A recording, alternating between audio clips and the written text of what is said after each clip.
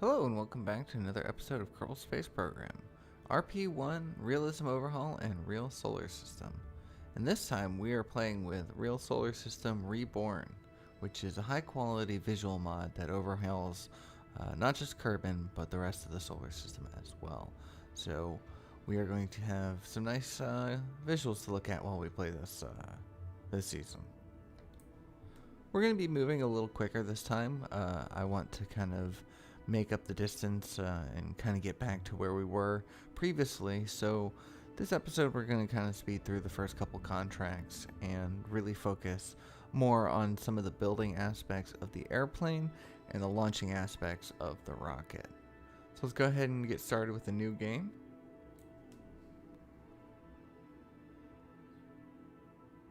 And we are going to go ahead and name this the Atomic Space Agency, because I kind of like the idea of the atomic age. We're also going to go and find the retro looking KSP icon, which can be found here near towards the bottom. Kind of like that. We're going to keep all of our options pretty much the same. I did go and look through any of them, but I didn't end up changing any of them. So we're just going to go ahead and jump right into starting a new game. So as always, we started in January 1st, 1951. We have this little guide to get us started, but we're going to go ahead and just kind of close this and do this on our own, just kind of naturally.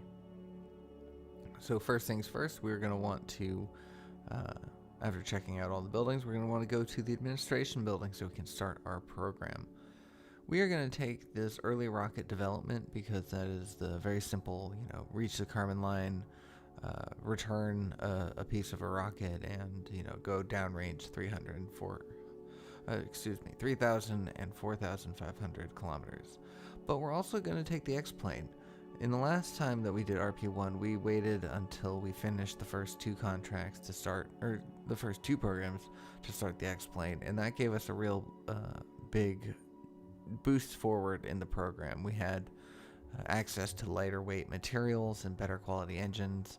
So this time we're going to have a little bit more of a struggle with that. We're going to be making our planes out of heavy steel in the beginning, and so they're not going to be able to fly as fast or as high or as far, and we're going to have to really work to make sure that we maintain our flight. We're not able to do this at any other speed except for normal because we took fast for the suborbital, but I think fast is going to be a good speed for the suborbital trajectory. I see now in hindsight that what I should have done was done the first contract or the first two contracts of early rocket development, and that would have given us a little bit more confidence, and we might have been able to take the X-planes at a fast speed. But unfortunately, I did not think of that at the time, so just a thought for next time. If you're trying to do the X-planes at a fast speed and the suborbital rocket at a fast speed, it might be worth it to take a second and build up some confidence first. Anyways, I'm here in the research and development, and we're just kind of looking at all the options that we have. But I know that I want to focus my points on supersonic plane development and early rocketry. So those are going to be the two tabs that we unlock. I want to unlock plane development because that's going to be necessary in order to complete the first plane contract. We're going to need to be able to unlock the X1 cockpit, and so we want to get working on that immediately, as well as get better engines for our sounding rockets. Now it's time to hop into mission control and grab ourselves some missions. So we're just going to grab the suborbital research, which is to our first launch and to break the Kármán line. The Kármán line in real solar system is 100 kilometers. We're going to wait on this X-plane research contract because we want to be able to unlock the parts to complete it before we bother grabbing it, because I know as it stands currently we're not going to be able to complete that. So now we've finished up all those things that it wanted us to do, except for hiring our engineers, but we're going to do that after we create our first launch complex. So I went ahead and skipped forward in the build design process. I'm going to do build a little differently. In the previous series, I would just kind of do a time lapse from start to finish for the entire process. But here, I think I'm just going to focus on the important parts. This here should be very familiar if you follow the Wikipedia, if you've seen my series before. This little stack of pieces is how you start building your first sounding rocket. But the difference here, and I'm going to be doing something a little different in this series, is I'm using 400 millimeter diameter fuel tank. And typically in the previous series in the Wikipedia, they always recommend 300 millimeter. But you end up with a taller, thinner rocket. When you choose the 400 millimeter, you have more volume in it to hold the fuel, so you don't need to have it as tall. So now I have this tiny little bullet that we're going to launch, and hopefully will perform just as well as if it had 300 millimeters. The reason we chose 400 millimeters is because of the X-plane program that we're going to be doing. We're going to want to have 400 millimeter tank sizes. We're going to want to have those tooled because we can use the same parts that are tooled here in the VAB over in the spaceplane hangar as well. And so we're going to use 400 millimeter tanks for our X-plane fuel. So this will just kind of be the most efficient usage of our tank sizes. So we're going to go ahead and name this the SR1. Very creatively speaking, it is the sounding rocket one. So I should get better at naming these things, I think. We'll work on it. So here, we just painted it white. Nothing too fancy. And we're going to go ahead and start testing this.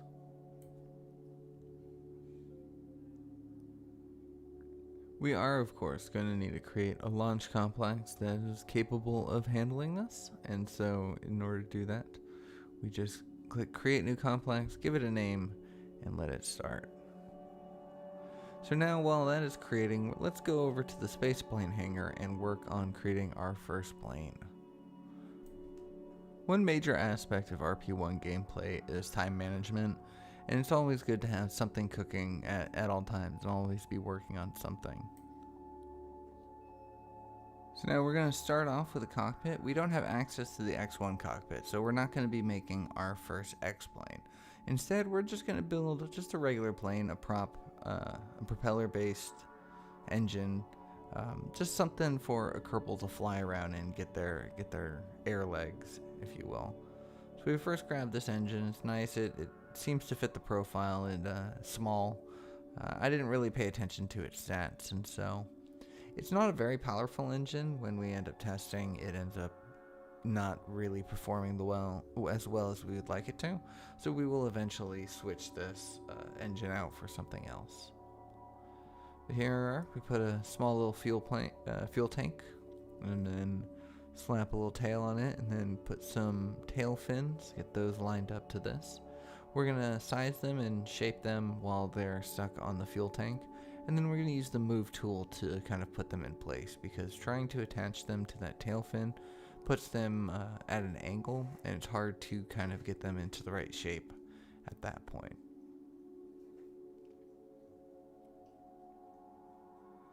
So we're going to come over here to the side to the trailing edge, and we're going to change its shape to be none. And that will give us a nice flat area to put our elevatrons on.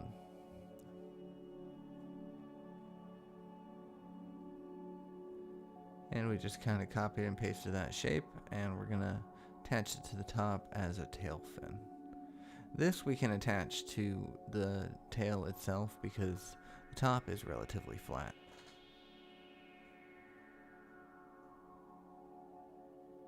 And we're going to just size it down a little bit. We don't need anything too big for the tail fin. As you see here, I'm trying to click and drag it, but it was coming at an angle. So we're going to reshape it first, give it more of a dramatic flair to its angle, shorten it up a little bit.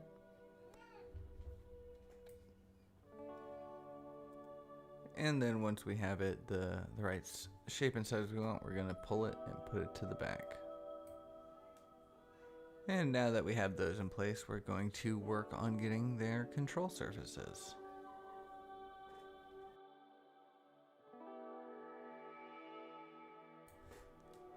we're going to spend a bit of time working on these control surfaces, just really trying to get them perfect.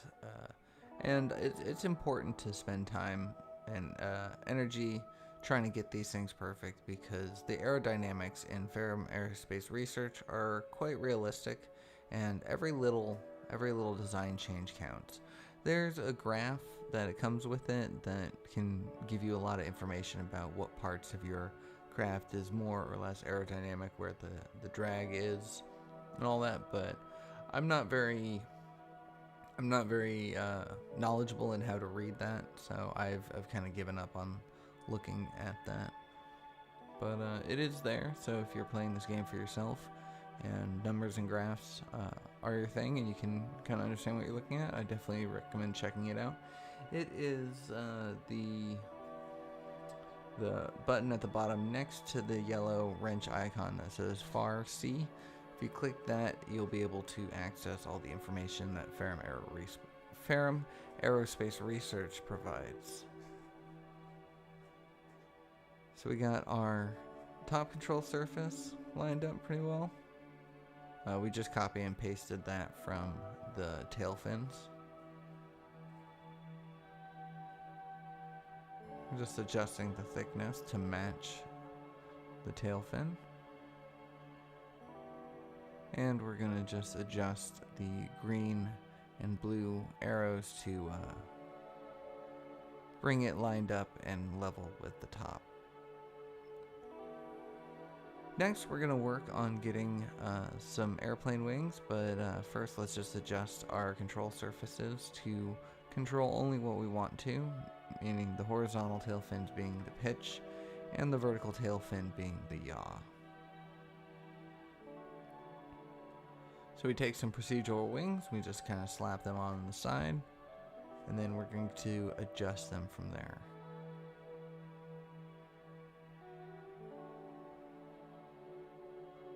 I don't really know what kind of plane design I'm going for. I'm not really intentionally following any real life plane. You know, if it's starting to look like something, that's cool, but I wasn't, being like, oh, I want this to look like, Cessna, or I'm not very knowledgeable in plane history, so please forgive me on that. But the point is I'm just kind of eyeballing these wings and just kind of trying to figure out what will work best based on prior, testing and trial and error.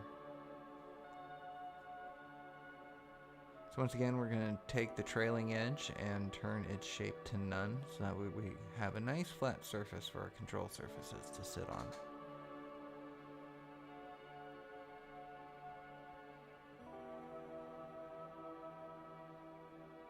Alright, that's looking good, looking like a set of wings.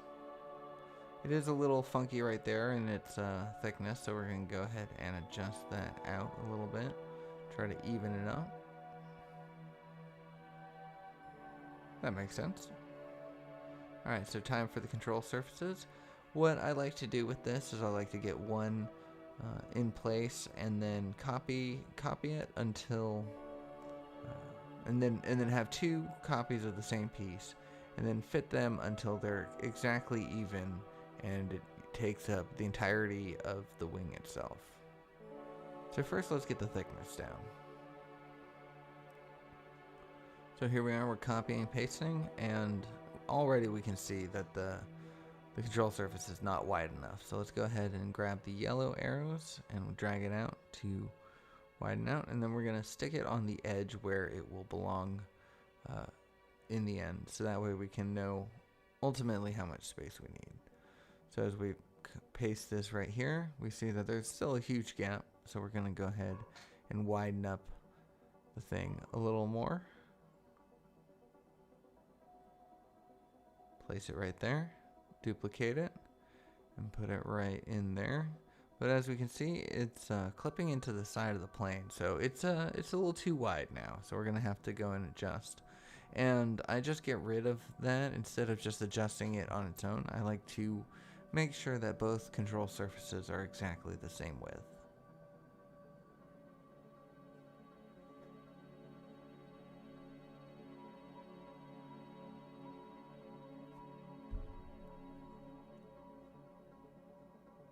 And there we go. I think that's pretty good. I don't think it's clipping into the side very much. So now we're going to adjust the green arrows and the blue arrows to kind of shorten that up and straighten it out to make sure everything is nice and even.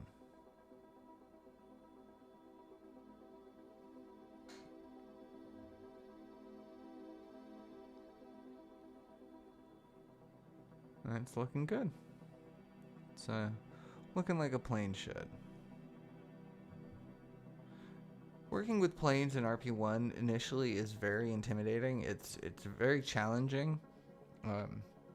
Dealing, especially if you aren't really a builder of planes in Kerbal Space Program 1, just regular stock game. But with the Ferrum Aerospace Research, it makes things a lot more challenging, and you have to spend a lot more time on your plane design, and so it can be very intimidating for a new player. But I definitely recommend checking it out, trying it out. Have a different save file than your normal one, and just have some time focusing on planes and figuring out how to do it, and it'll be pretty rewarding. It's a lot of fun to fly these things, and it's a lot of fun to do the contracts. It all starts to make sense pretty soon after you play around with it. You kind of get the hang of how to design planes and how to fly them, and it's very, very rewarding. So if you're on the fence about ever trying planes in RP1, just know that it is challenging, but it is doable. Oh, I talked straight through the coloring of the plane. I went with this white and orange look. I wanted to separate from the gold brand line that we had previously been using in our RP1 series. I wanted to try something else out, so I'm gonna go with this little creamsicle color. Alright, so we get our landing gear in line. Depending on if it's the front gear is higher or lower than the rear gear will change whether it's easier for takeoff or easier for landing. We chose easier for takeoff. We're going to throw a couple parachutes on there to slow us down if need be. We don't have access to any kind of air brakes, so it's going to be our only resort. Oh, actually, no, we do have a reverse thrust on our engine. We have the ability to do that, so we're going to set that up at some point as well.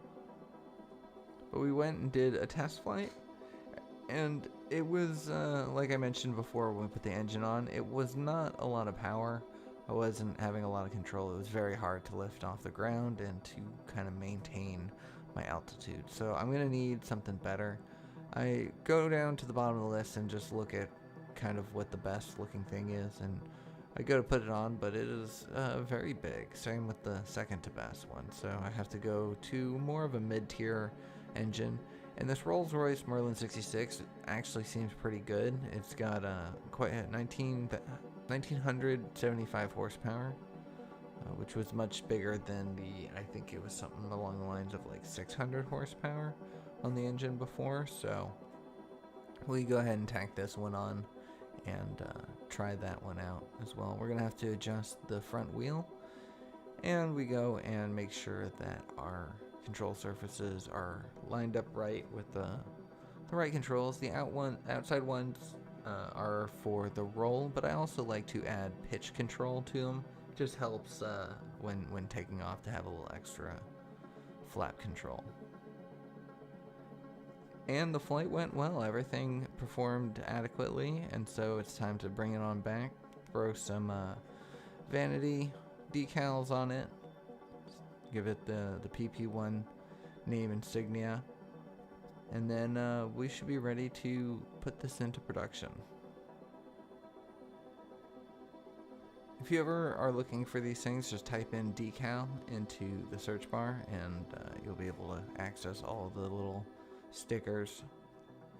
I go for a no step sticker, a little yellow and black hazard no step sticker for the wing. I thought that had a nice little touch. And I can't exactly remember why I needed to replace these tail fins. I think maybe they had ripped off in flight. I can't remember. But I go ahead and save the tail fins as a default and grab a new set to put on there. And then I have to readjust them and recolor them and all that.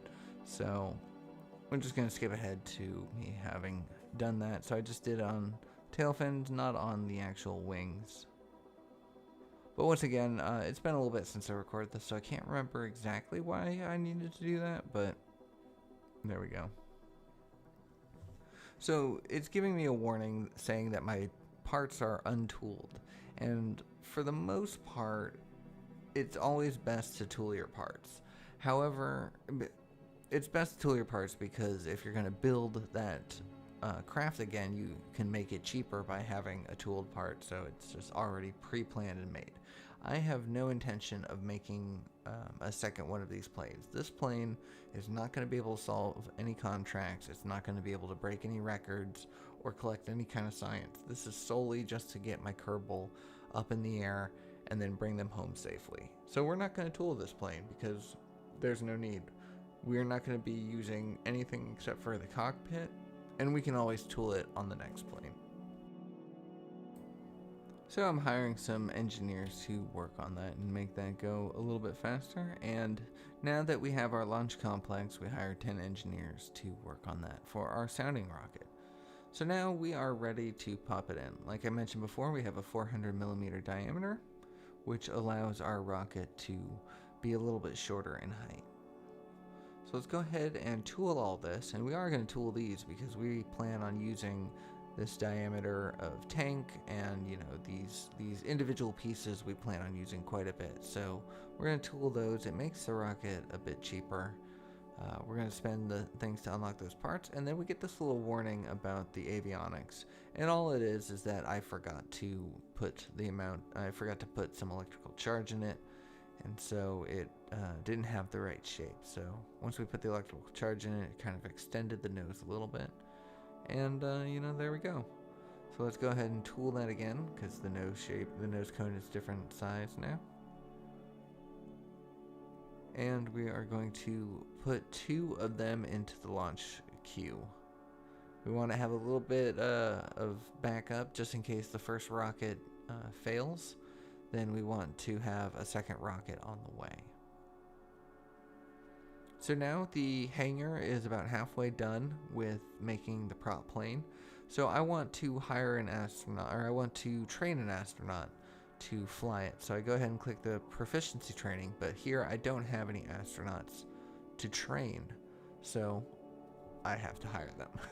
So we come here to the astronaut complex, and we kind of look through all of our choices, but the astronaut that we're going to choose is Sasha Han, because of her high courage rate and relatively low stupidity.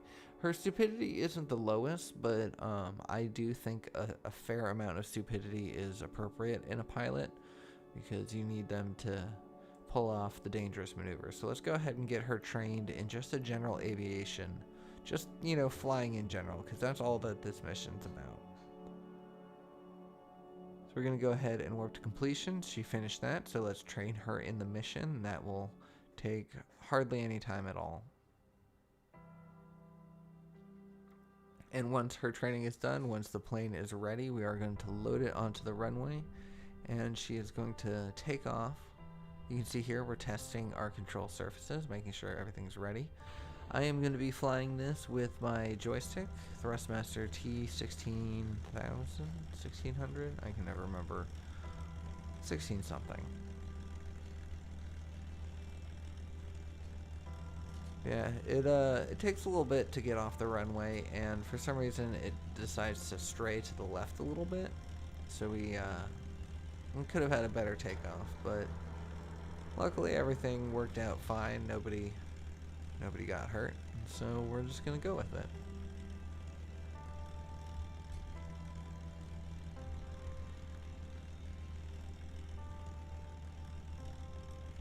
It's quite beautiful. We're going to try to take off on cloudier days too, because I feel cloudier days is more interesting to look at. In RSS Reborn, you get the volumetric clouds, and so being able to break through that cloud layer is quite interesting. I got a close-up on that tail fin, and it doesn't exactly match up, which kind of bothers me, but I didn't notice it until now, so nothing I can do about it. But and once again, we're not going to be using this plane, so I don't really care about that. If it was our X-plane, then that would be a different story. But anyways, we flew a bit. We're a good ways out in the water, and we're gonna just turn around because we don't have to complete any objective or anything. We just need to fly. We have plenty of fuel. We could fly for a very long time, but no need. Sasha Han got the gist. She got the hang of the controls and ready to start flying again. We are going to hire another pilot as well because I like to have 2 pilots available at any given time to fly a flight. It's a pretty looking plane. I really enjoy making planes in RP1.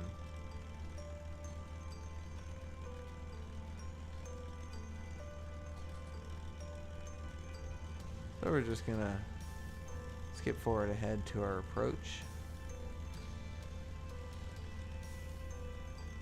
We are using the fly-by-wire atmospheric autopilot, and I believe at this point we gave up on our joystick in favor of the keys.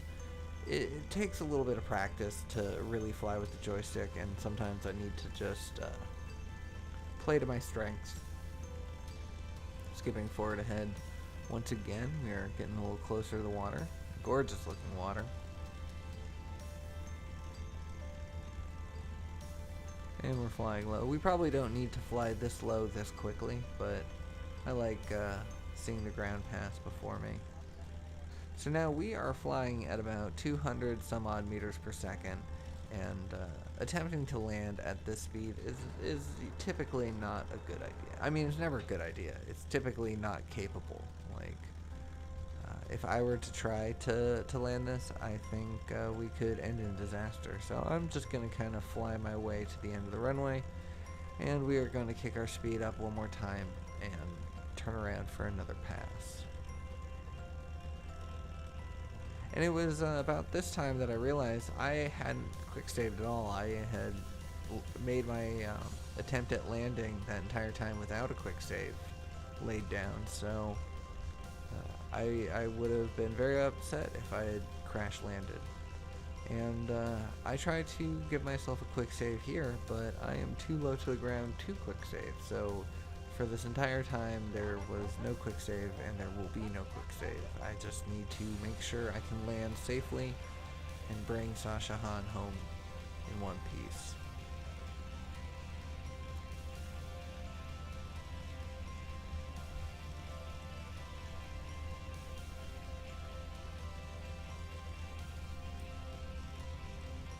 Now I'm approaching at 150 some odd meters per second, which still isn't good. So I kind of bang left and right, and I kind of shake myself around to hopefully bleed off some of that speed. And I'm also not really lined up with the runway, so that I have that going for me, and I'm very low to the ground, so I almost clipped my wheel against that light. I don't know if there's collision on it, but if there is, that would have been very good. Sasha is extremely happy knowing that they landed safely on the runway. Now all they got to do is come to a stop and not take a nosedive off the edge of it, because if they go off the runway, then there could be damage to the plane. But safely landed, and very happy to have been the first Kerbal up in the air, and the first of many.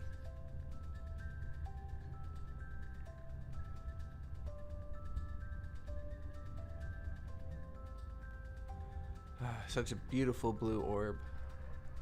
Can't wait to explore it. Let's go ahead and go back to the KSC and get started on our next project.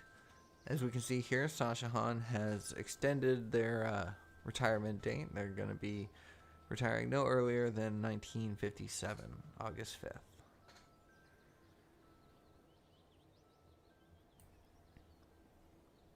So now the next thing that we are going to work on is the sounding rocket version 1.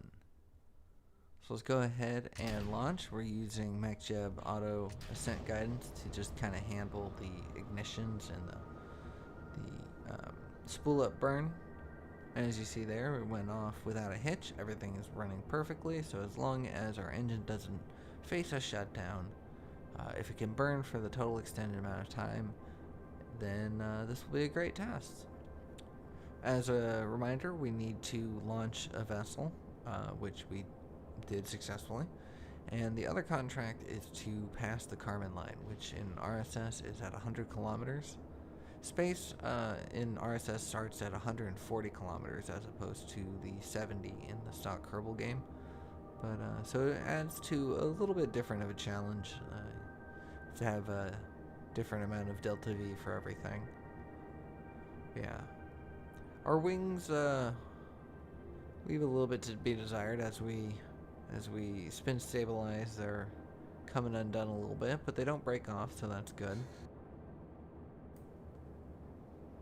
And we just watch it go up and up until the Aerobee engine burns out. The solar flare is quite nice. And once again, I'm just very, very stunned by these graphics. It took me quite a bit. I had to restart my efforts in modding about 3 times to get this the RSS Reborn to work correctly. As you see here, we did not reach the 100 kilometers. We're only going to be at about 78 kilometers as our apoapsis, so this rocket failed that contract. It succeeded the first launch, so that's okay.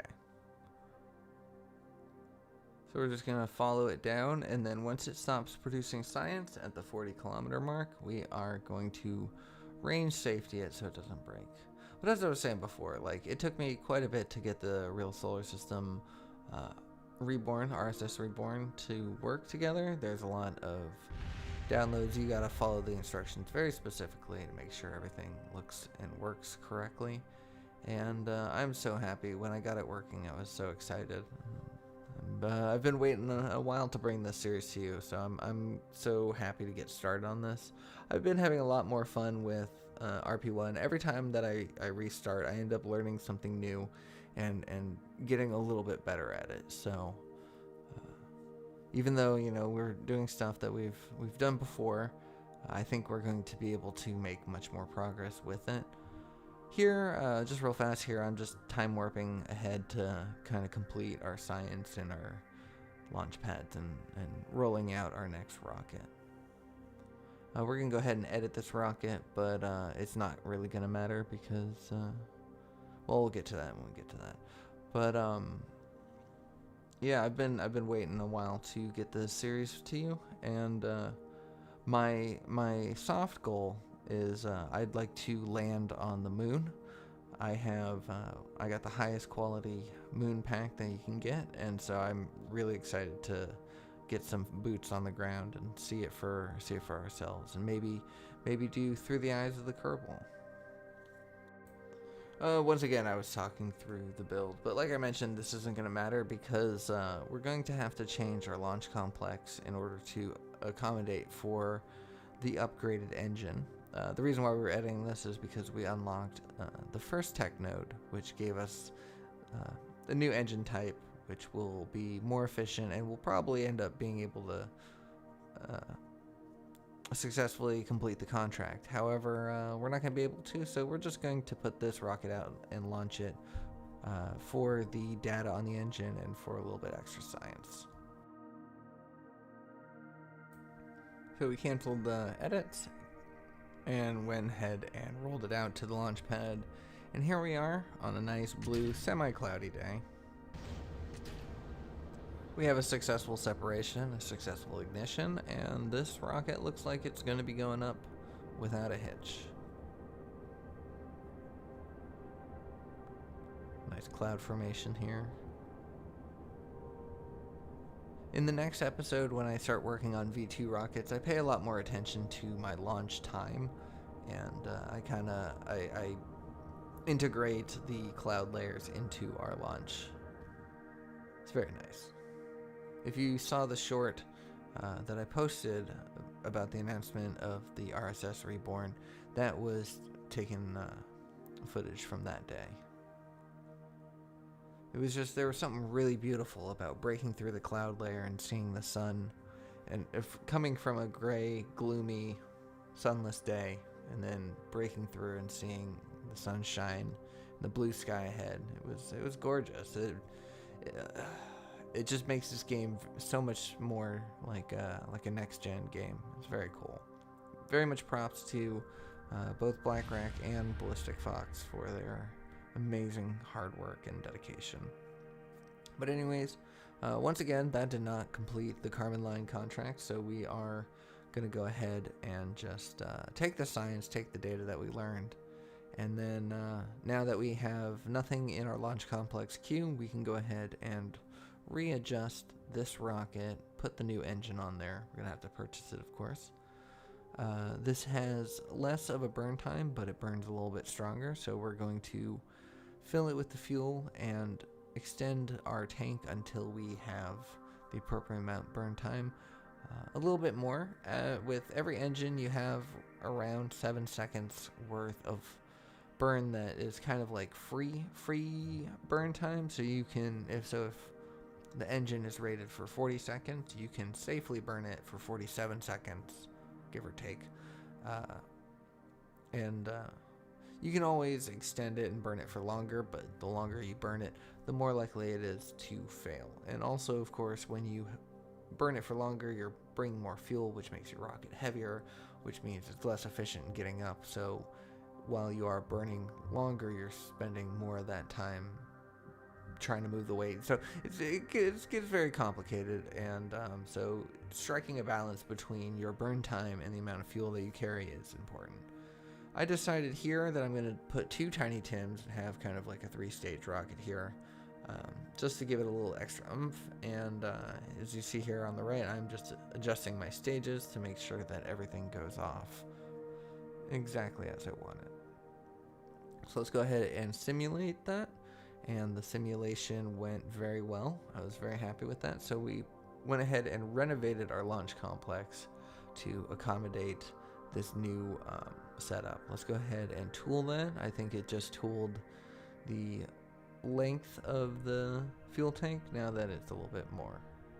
So here we are, another nice gorgeous day out. So we launched the Tiny Tim. The second Tiny Tim ignites. It has a shorter fuse, less burn time. First one burned for 5 seconds, second one burned for 3. So as soon as the second one started, we also started the Aerobee engine, so that way we would make sure we wouldn't have any issues with ullage, that everything just goes smoothly. I was very happy. I was very surprised that we didn't have any failures this whole episode. Nothing, we didn't have any vapors in the lines. We didn't have any preemptive shutdowns. Like, everything went really smoothly, and I'm not going to complain, but it was very surprising. Normally with RP1, your first couple launches, at least one of them, there's got to be some problem. And I know I'm probably cursing myself right now, but I've already recorded the next episode, so I can't curse myself too much. But here we are. We are successfully going to complete that contract, having a more efficient Aerobee engine, adding a second Tiny Tim. All of that helped, and now we are we're not going to reach space, but we're definitely going to break the Kármán line. So there we are. We just completed that contract, which is going to free us up spots to grab some new ones.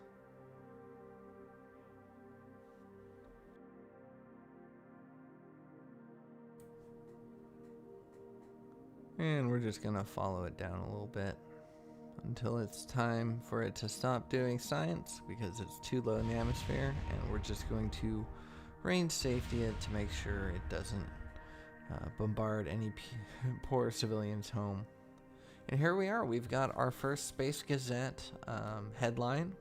The rocket reaches space. It's got a nice little picture. I don't know how they captured that picture, except maybe they sent a bigger, faster rocket at the same time with a photographer on board.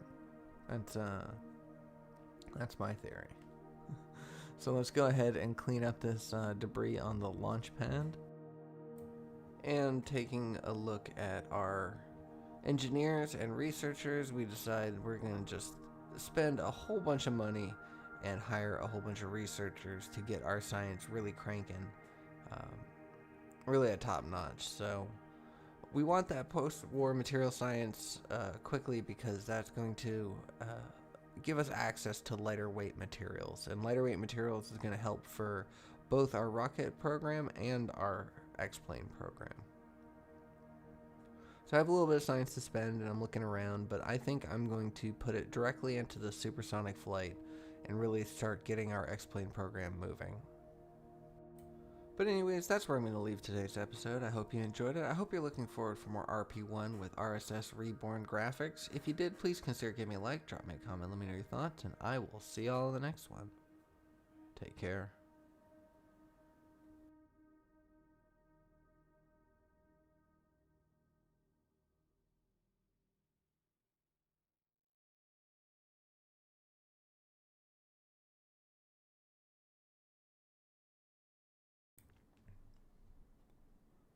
Hello everybody, and welcome back to RP1.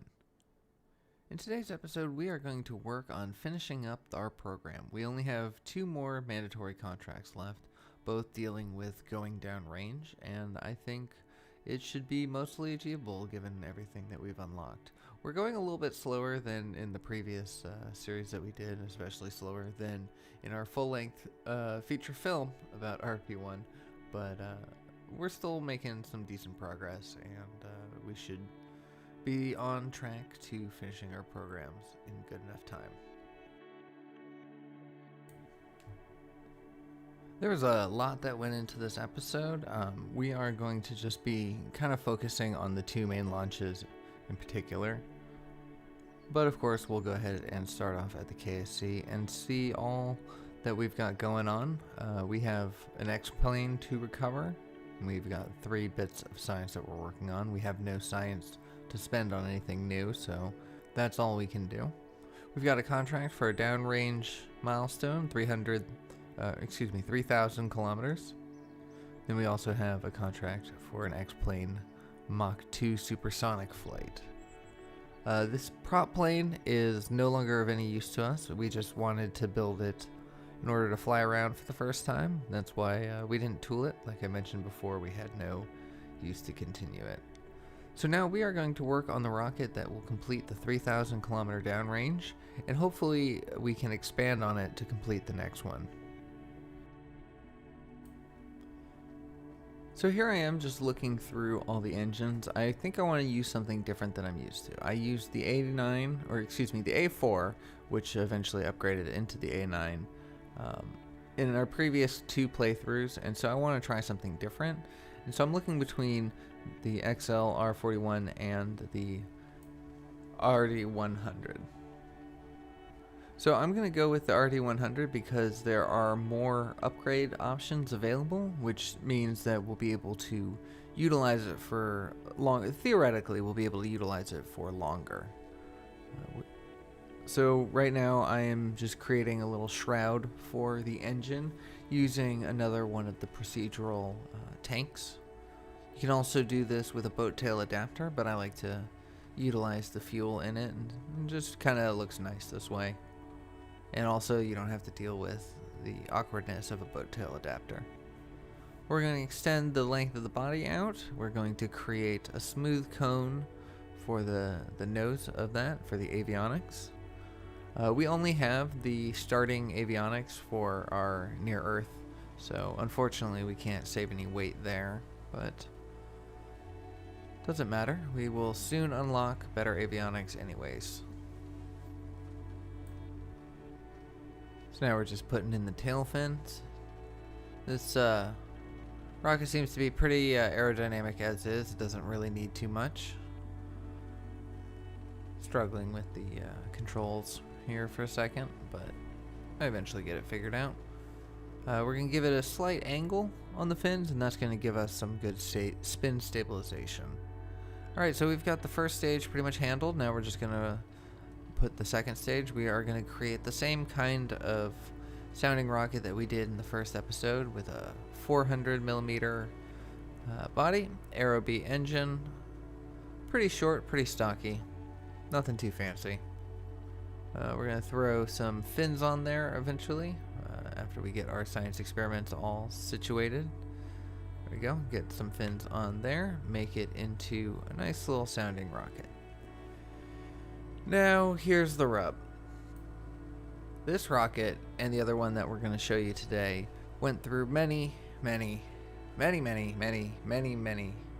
iterations before we ended up getting right. We did hours and hours of test flight. Like, this was maddening with how much it took just to get this little piece of equipment downrange 300 kilometers. And so I'm going to kind of skip through all that. I just wanted to show you the lifting rocket doesn't really change all that much. But after all those iterations, this is what we came up with, the DR3000, the Dr. 3000 as I've been calling it. We have an Aerobee SRB engine as our second stage, and the Aerobee engine has been upgraded to the next configuration, so it has a little bit longer of a body. Both the top stage and the lifting stage are being overburnt over their rated burn time quite significantly, so they're going to be burning a bit longer than they should be, but luckily we don't run into any problems, any test flight failures. We got actually very lucky on this. I was definitely surprised, especially since we're using an untested engine. I didn't really know what to expect. I just want to take a second, enjoy the view. Volumetric clouds are working in full effect. Gorgeous. Anyways, we're just going to kind of follow the rocket as it goes down. There's nothing I really have too much to say about this that I haven't said in the previous episodes, in our previous runs of RP1. You just kind of have to get it at a good enough angle. I'm going for height distance here. If I can reach a certain altitude, that will kind of guarantee me a downrange distance. So that's why we are pitched up at such a high angle, going at about 45 degrees until shortly at the end. We're going to spin so we get a nice spin stabilization going before we ignite the next stage. And with 1 second left of burn time, we ignite. The Aerobee engine fires at the same time, and we drop the SRB slightly early, just about 0.2, 0.1 second before it shut down. And that allowed us to be a little bit more efficient, because when the SRB is finishing the rest of its fuel, it starts to slow down a little bit, which is causing some drag on the engine. As you're trying to move forward, it's also pulling it back, and so dropping SRBs early sometimes can be quite beneficial. So here we are, we're doing some good science, doing some in-space science. That will be super beneficial for us. And we are passing 1,000 kilometers apoapsis. Definitely going to be getting some serious distance on this. So we look behind us, we get a nice shot of Florida. You can see the whole state. It's looking very nice. And as we reach our apoapsis, we go ahead and stage that rocket body, and to leave just our probe core exposed, and that's all we need to bring back. I mean, we don't actually have to bring it back. It can explode, that's fine. As long as it covers the distance that it needs to cover, we will have satisfied that contract. So we're time warping ahead, trying not to go too fast. I don't have any proof of this, but I feel like if you time warp too quickly, the computer doesn't exactly register the amount of distance you've covered.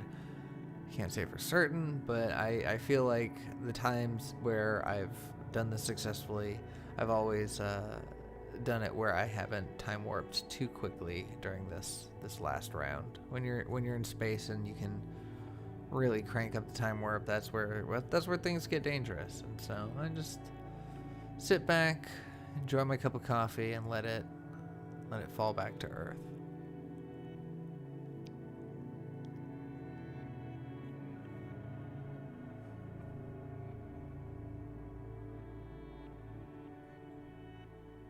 we are definitely on the downwards trajectory.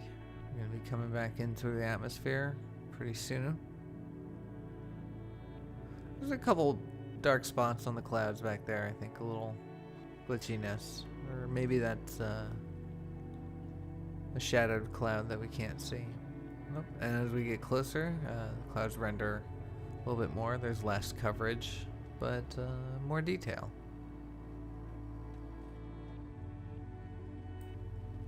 And right before we actually hit the atmosphere, we have successfully completed our contract. We have sent this little probe 3,000 kilometers downrange away from the KSC, and we can prove that we are one step closer to reaching orbit.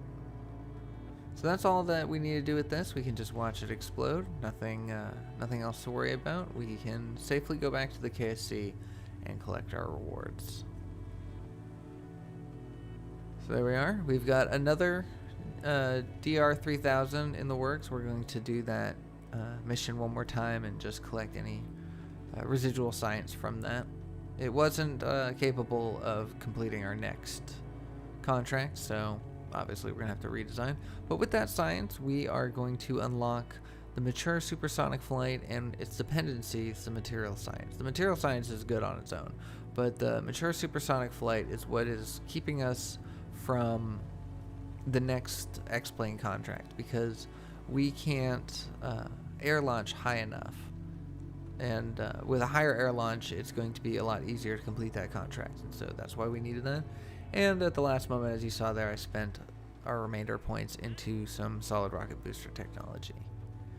But here we are in mission control.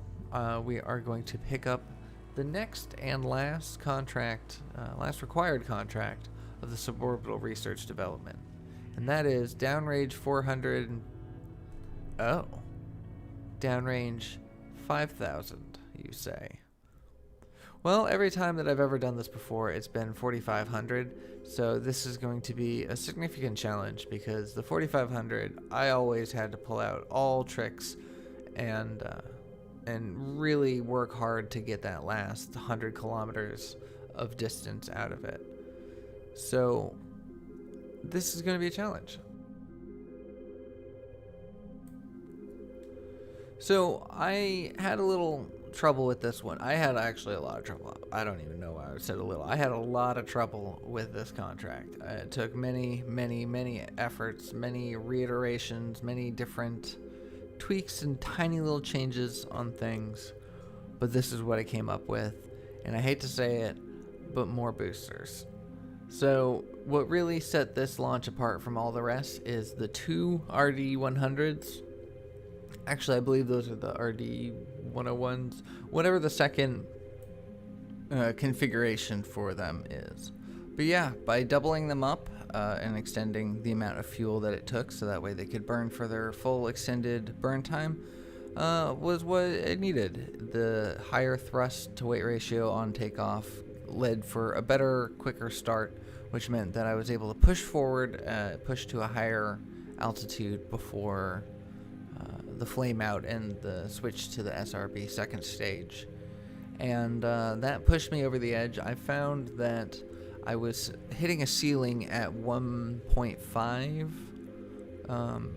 kilometers, 150,000 kilometers altitude, because anything below that, and I was not able to successfully complete the contract. Anything below 1.5, and I could just automatically know that it was done for. The contract was not going to be completed by this. So it's interesting the things that you learn as you do these test flights, because I'm starting to get an idea of the cross section between my desired altitude and my desired downrange distance. But that's how this game goes. You're always learning. But anyways, I'm rambling a little bit. Let's just, since we're not going to show the actual building in the rocket, let's just do a quick little breakdown on this particular rocket and what it took to get the 5,000 kilometers. So first and foremost, we have our Delta V charts right there. You can see we've got a A significant amount. Definitely not enough to reach orbit. Definitely not enough to do anything past a downrange contract, but not too bad. Our thrust to weight ratio is all looking good for all of our stages, so that is that. So first off, for our avionics, we are using the post-war avionics, the very first upgrade. We've got about 700 units of electricity, and we have all 3 science experiments aboard. So it's good. I found out that I didn't change my communication, so I'm going to turn that down to 20. We don't need the full 30, so. Next, we have the sounding payload. We had to have 50 units of sounding payload, so we have just over that in this little midsection. And then a decoupler, of course, to just separate the rocket body. I don't think we need that. I think we can just take the whole body down, but I like to keep things organized. Then we have this procedural rocket body, 400 millimeters, the same that we did in our previous sounding rocket, therefore we can save on the tooling cost. We have the highest configuration of the Aerobee engine, and so and then we have an Aerojet SRB to push it and help with the ullage of the ignition. And then for our lifter vehicle, we have a near-Earth avionics, but we didn't unlock anything new, so we just have the very basic. It controls 41.5 tons, and that is just over what we need, so it's not wasting too much space controlling weight that we don't have. And this one I can also turn down the communication on. And for our body, we have it as a cone with just a ever so slightly, just a gradual expansion towards the bottom to kind of match the base that we have. And then here are our engines, the RD101. Yep, there we go, the RD101, because as the second configuration of this, it's got a nice burn time. And once again, we are extending a little bit past our 7-second allowance on our burn time, but it works out. So sometimes you just have to take the risk and hope that it pays off. So yeah, so this is the Dr. 5000, and we will be putting it on the launch pad momentarily. We're going to just skip forward to it. We didn't really do much in that time period except for unlock the science and the technology. So here we are, we're going to tool our vehicle, and then once we purchase it, it goes from 4,500 to 1,500 per rocket, so that is excellent. We are going to make a new launch pad for it. I tried to modify the existing one, but it goes over the tonnage limit, so we're just going to create a new one here. I realize now in hindsight, as I'm watching this, I probably could have just changed, because I cleaned the fuels, but I didn't actually change any of the tonnage limits, so I probably could have just modified that original one if I had just read a little bit more, just paid a little more attention. So, you know, it's important to take your time in RP1 and really understand what it is that you're reading. So let's go ahead and time warp until the launch complex is complete. And then we're gonna put in we're gonna put in the order for said rockets. So we arrive on the launch pad in the earliest of mornings, just to get that nice early dawn sunrise launch, the nice golden orange glow against our silver body. And as we pan around, you can see the sunrise peeking out from underneath the clouds. And it's a good day to launch.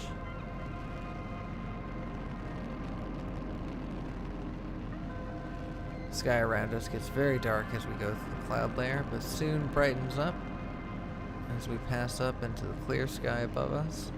Our spin stabilization is already starting to work. I was worried how this would function with two engines like that, but I was thankful to see that they held pretty straight and didn't sway too much, so it's good to know. It will be useful to know in the future, because in all of our series we didn't really double up our engines. We typically would go for bigger engines or more efficient engines, more fuel, things like that, but we didn't do a lot of doubling up of engines. But you know, sometimes you need to. Sometimes you need to have those engine plates and multiple sources of thrust.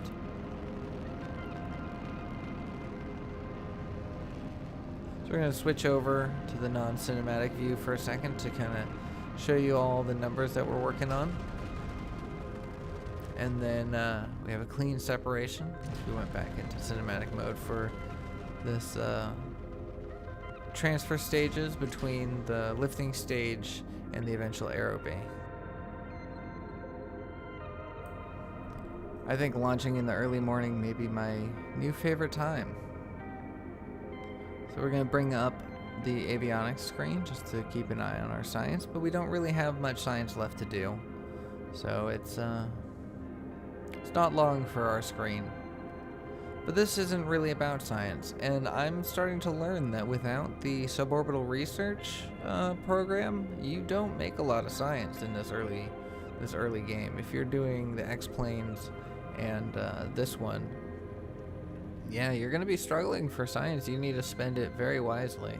So I'm very excited that with the completion of this contract, we will be completing our program, and we'll be able to take up that research program and really start working on some science and really start moving forward with unlocking the things required to make better progress. So I've never done X-planes in the beginning before. I always waited until after the first two programs were completed, so it's definitely a different struggle, but I'm enjoying it. It's definitely different. Oh, there we go. I spoke right on through it again. So we completed the downrange 5,000 contract, so we can just go ahead and let it explode due to the heating and the aero forces, and we'll go back to the KSC. And the most important thing is to head over to the admin building and take a look at our programs.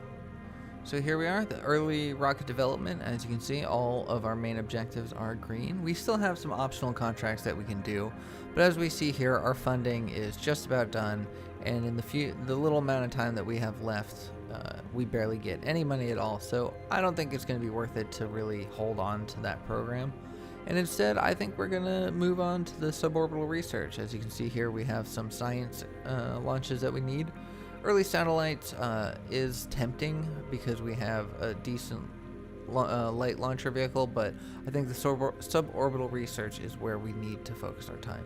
And since we have all this confidence, we are going to spend all of it, all 300 points, leaving us only 1.6 confidence, but we're going to be doing that at a breakneck speed. So that means we have a lot of work ahead of us. We also have to start focusing on our X-plane contracts because we've only done the one there, so that is going to be also on the docket for the upcoming episodes. It takes quite a bit to make the RP1 episode, so I don't know how regularly I'm going to be posting, but I am definitely going to be trying to get to it as much as possible because I know you guys like it, and I've been enjoying playing it as well. I'm also going to be working on a short little surprise dealing with RP1 and some of the enhanced graphics of RSS Reborn, and so hopefully soon I will have some news on that front as well. But other than that, we're just going to keep plugging away with our series and keep moving forward. So I hope you're enjoying it, and I hope you'll follow along. But anyways, that's where I'm going to leave today's episode. Thank you so much for watching. I hope you enjoyed it. I hope you're looking forward for more RP1. If you did, please consider giving me a like, drop me a comment, let me know your thoughts, and I will see y'all in the next one. Take care.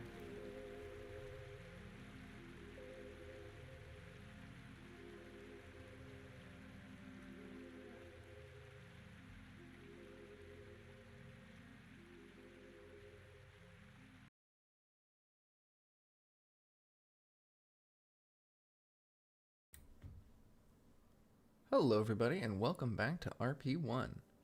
In today's episode, we're going to mainly focus on a plane mission, however we are going to have a rocket flight at the end of it. We have a contract to reach supersonic speeds with a jet, and we're gonna need to build a jet, but we don't have one in this save file, so we're gonna start off with that, and then we're gonna get to the mission. Just want to let you know, RSS Reborn is in full force today and is looking very pretty. So here we are. Here's our contract. We got to hold between 625 and 650. Got to stay level, so we're going to be using an autopilot to keep our craft stable.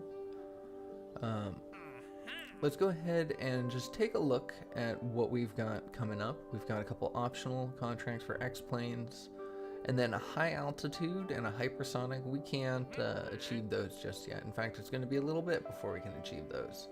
I was a little bit spoiled in our last RP1 session because since we did X-planes much later down the line, we had access to lighter weight materials and better engines and all sorts of stuff. We're really being put to the limit right here. We're getting tested quite a bit with starting X-planes with such low technology. Okay, so kind of started talking through the beginning of the plane. We got a regular jet trainer cockpit because it's just kind of what is available to us at the moment. I don't want to use the X-15 cockpit. I want to be able to have capacity for more than one crew member on here, because on this flight we're going to actually hire a new pilot and get them trained up as well, so we can have two pilots to cycle through during our X-plane contracts. Okay, so I just have an extended body. I can't remember the name of that engine, but what I ended up doing was I filtered the search by most expensive, and even though but this one isn't the most expensive, there's actually two above this, but this is the one that is the most expensive, that has the most amount of upgrades, and I'm thinking that will be more beneficial right now than, because you know there were ones with better dry thrust and you know, things like that, but I want something that will be able to last. I want to be able to get data on this engine and continue to use it far into the future, and this one has quite a few engine upgrades, so we're gonna go with that. It's a turbojet something. There's a J in it. Maybe I'll put it on the screen now if I find it. Okay, so we are now focusing on our tail fins and the control surfaces for them. And on this jet, we're going to take some time, quite a bit of time actually, to just fine-tune some of these pieces. I don't bring up the aerodynamics menu, the Ferrum Air Research menu. I don't bring that up at all, and I think I will going forward. I think I'm going to try to make more of an attempt at learning it. I want to thank the couple of people who have given me more advice. I do understand it a little bit better now, a little bit better of what I'm looking at. But I think I'm going to try to put it into a little more practice. Therefore, we're going to try to use it a little bit more. But I do know that small, minuscule movements, precise changes can make a huge difference sometimes. So I am going to spend some time to try to get things right. And in the very same breath, I'm going to spend absolutely no time in shaping those wings. I don't know if you just saw that, but I just kind of slapdashed it together. But, you know, you live and you learn, or you live at any rate. But we are going to, and this jet plane is kind of an awkward design, the way that what would that be? Not the fuselage, the fuel tank. Maybe that is the fuselage. I'm not an expert in aerodynamics or the terms, but I'll try to get a little bit better. RP1 is a game where you have to do some homework. You know, I've been slacking on my RP1 homework. There we go, just putting little end caps on the wings.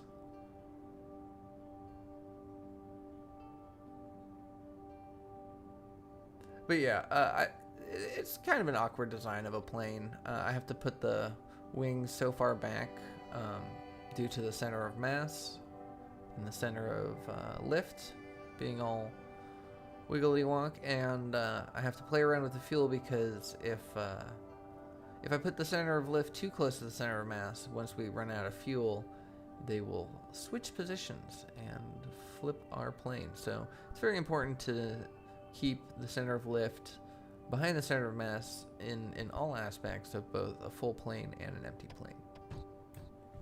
And we're going to do a test flight, and in that test flight I noticed just how off my tail fin control surfaces were, and couldn't have that, as well as none of them were set to the right zone, pitch, yaw, roll. So we had to get that set. Look how many upgrades this engine had.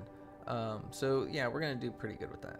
I didn't like the way that it flew, and so I'm deciding to just change the wings a little bit. I didn't want to change the end caps on the wings, so I just made the wings a little stubbier. It didn't matter too much, but I did want to lessen the weight on here, and that's why I got rid of that front nose cone part, and we're just going to try to lessen this. So now it is time to color it. We did a successful test flight. Whenever you see me doing color, that means that the jet is basically ready. Kind of figuring out our color theme for this this family of jets, and we're thinking like this baby blue or robin's egg blue. I don't know what kind of blue that is, but this light blue, sky blue. There we go. This sky blue color and white on there. We're kind of forced to stick with white just because you can't color the cockpits, unfortunately, so, but that's okay. We're just gonna kind of work with it. So we're gonna have this blue and white color scheme throughout the JP series, and that stands for jet planes, and so our early planes are gonna have that. Doing some final touches on some of the pieces. Yeah, at the very same time, I spent quite a bit of time trying to fine-tune some of these pieces, the control surfaces, and then in the very same sense, I could have spent so much more time. I think I might have rushed it a little bit, you know, looking back on this afterwards, I'm like, oh, there's still a lot of work to be done there. I did not. Oh, and I also forgot to upgrade to the stringer tanks.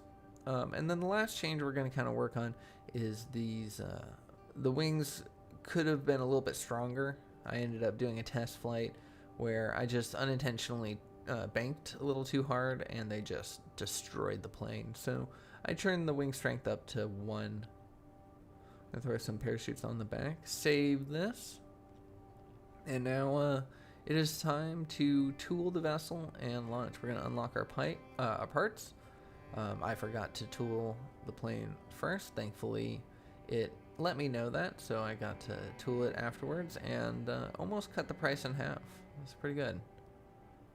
So we're going to put one of those in the build queue. We're not going to do 2. Normally I like to have 2 jets, but we got to be very careful with our money nowadays. So looking at all the different pilots, I want someone with a low stupidity and a high courage rate, and it takes me no time at all to find Amanda Bennett.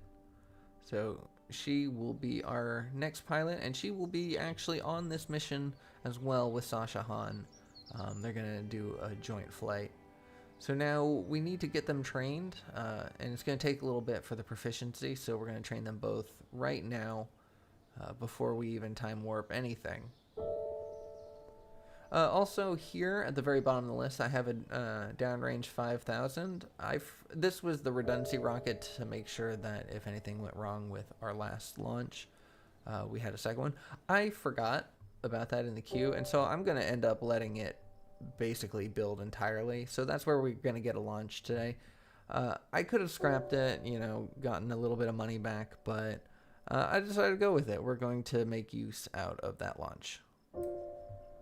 All right, so we're going to get ready to air launch. We're going to prep that and time warp forward. And now it is a cloudy day, but that should be fine. We're going to set our distance to be 500 because at 400 we felt we were coming a little too close. So we're just going to kind of eyeball it at 500.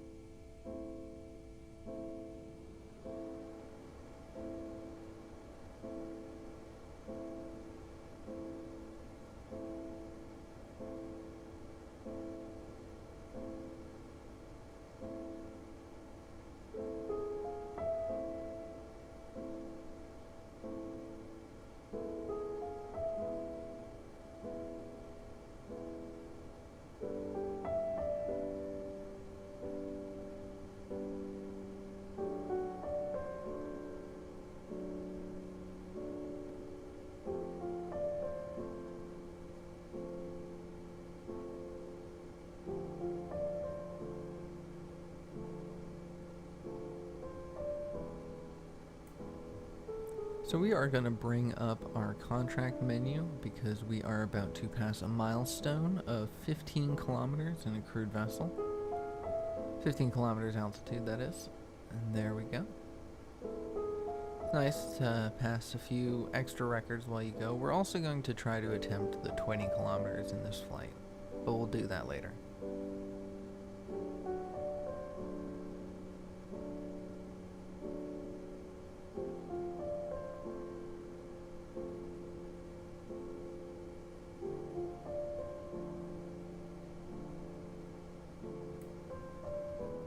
And so now we're just going to time warp to approach the correct speed, and then once we get there we're going to put on the atmospheric autopilot to hold ourselves at that speed.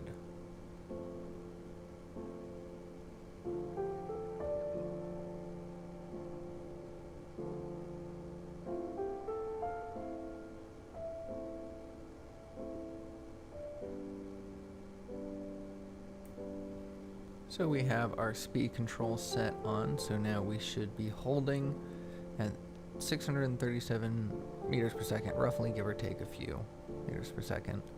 And our countdown is active, so we are now fulfilling the necessary requirements. Because one of the things is we have to not be pitching up or down, we can't be at an angle, and so that's why the atmospheric autopilot is so important, is because it can hold us steady like that. I'm going to bring up the contract window and just make it big here for you so you can see just exactly how long we have left to go. Look at those clouds.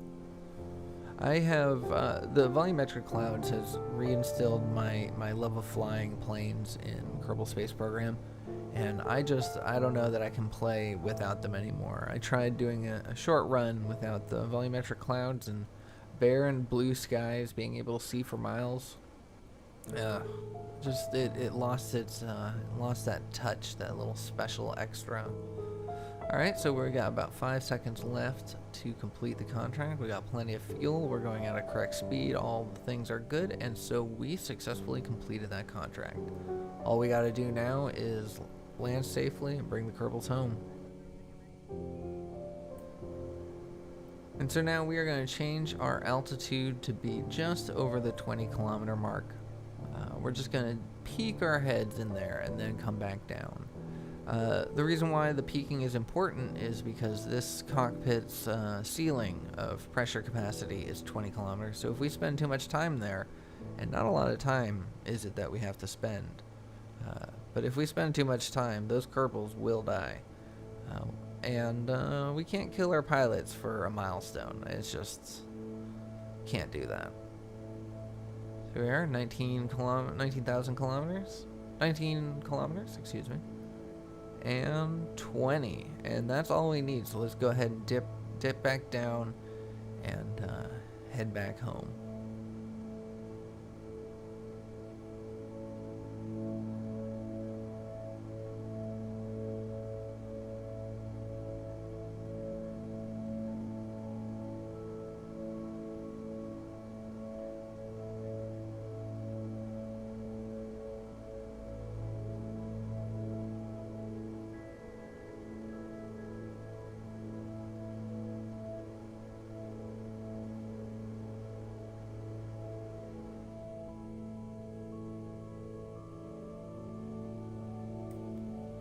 Turns out our engine doesn't like to do anything except for full power or zero. I tried to just limit our thrust a little bit and it just decided to turn off. So we're just going to keep it off and float our way down. So I have a feeling that we're close. We're going to want to lessen our altitude before we approach and not come down at too dramatic of an angle. But of course, these clouds are in the way. It's a cloudy day, and so we can't really see the KSC.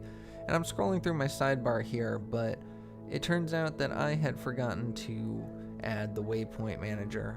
It's not included in the RP1, so I forgot to add it, and so therefore I can't just place a waypoint at the KSC and be able to tell how far I am from there. So I'm gonna have to go below the cloud layer and just take a peek with my naked eye.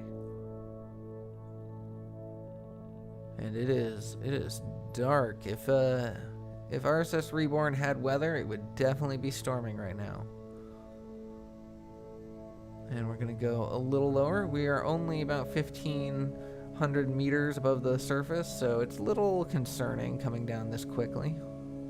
But here we are, below the cloud layer, and I cannot see the KSC anywhere. We are nowhere near it. And flying this low is a little inefficient. It's actually quite inefficient, but we don't want to miss it, so we're going to fly down here for a little bit. You know, we have 12 minutes worth of flight time left, so that's not too bad. We are going at 4 times physics warp, so that 12 minutes is now 11 minutes, and it's only going down faster from there. Take a peek in my map, and it shows we're still pretty far away from the KSD, but at least we're heading in the right direction. Turns out the 500, that extra 100 kilometers that we added just eyeballing right before we left, made a difference, made a big difference. So we are going to try to get our pilots home as best we can. So we're going to head back up, get a little bit more height, try to get a little more efficiency out of our engine, because since we know that we're nowhere close, we don't need to stay underneath to eyeball it anymore.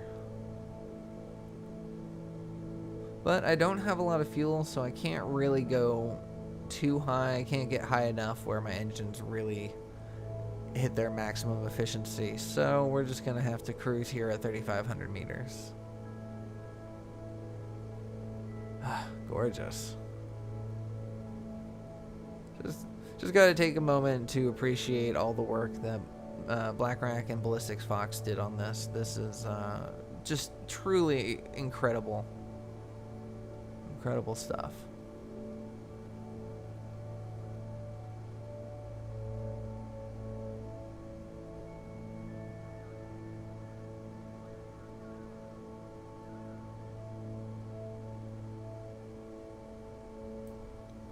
Not really sure why I decided to dip back down when I did. I think maybe I was concerned that I was going too far and I might not be able to, I might have missed being able to see it, but we only had 4 minutes left of fuel anyways, and the difference that it would have made up there and down here, not much of one. So we're just going to kind of accept our fate. We're not going to make it back to the KSC. Like, it is nowhere in sight, so we're going to have to make a water landing with our 1 minute left of fuel. So we're going to try to straighten out as best we can, and once our engines come out, we're going to just try to glide down. And there's flame out.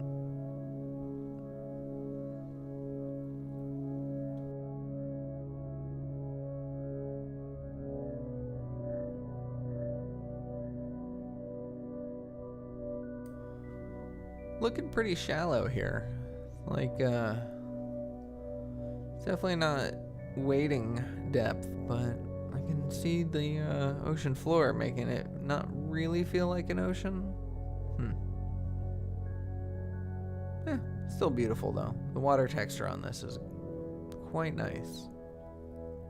So we're just gonna glide down as best we can, a couple 550 meters above the surface and dropping. We're going at 160 some odd meters per second and dropping, so we shouldn't be in too much danger, but as with any flight, until the moment your vehicle comes to a complete stop, there's always going to be danger. That's why I like to keep most of the footage of my flights. I'll skip through some of the stuff with the rockets, but when it comes to flying the planes, I like to keep as much of that as possible because it's an adventure. Every flight is something new and different. You know, rockets are a matter of like test flying them and just getting the parameters perfect and then just trying to nail the most efficient launch that you can. But when it comes to human flight, when I say rockets, I'm talking about probes. So, you know, obviously it's going to be different once we get Kerbals in the seats. We'll probably be shown a lot. Because look at that fear in Amanda Bennett. Sasha's doing pretty good. Sasha's having a great old time. But Amanda is realizing that she has never done a landing before, much less a water landing. But yeah, planes are just something different. So here I'm coming down way too fast. I pop my parachutes way too late, and they don't do anything to slow me down. But when we hit, we just stop like a brick. And yeah, everyone's safe and sound. Everyone's alive. It's gonna be good. So we're gonna have to redesign this plane a little bit for the next flight, but hopefully we'll unlock some more science, which means that we can get the next engine configuration for that, which means it'll be a little more efficient, and so on and so forth. And something fun I didn't notice you could do here is dip back down below the clouds as you fly your way into space for a pretty view. But anyways, let's go ahead and just jump right into the rocket launch. Didn't miss much in between, just time warp to launch. So this launch is going to be another downrange, trying to get as far as we can, but this time we're going to head north. I would like to get the rocket above a new biome and hopefully collect some more science.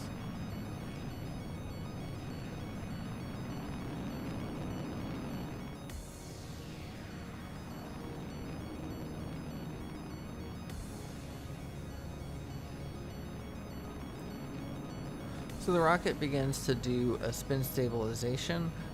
This was recorded before I got the tip about spin stabilization early on in the flight, and so I'm going to apply that into future rockets, but for now, we're spinning. We're using Smart ASS to control. I tried doing it with MechJeb. I just don't have a lot of luck with MechJeb in RSS. I need to learn a little bit more. But so we're gonna just use Smart ASS and fly by hand.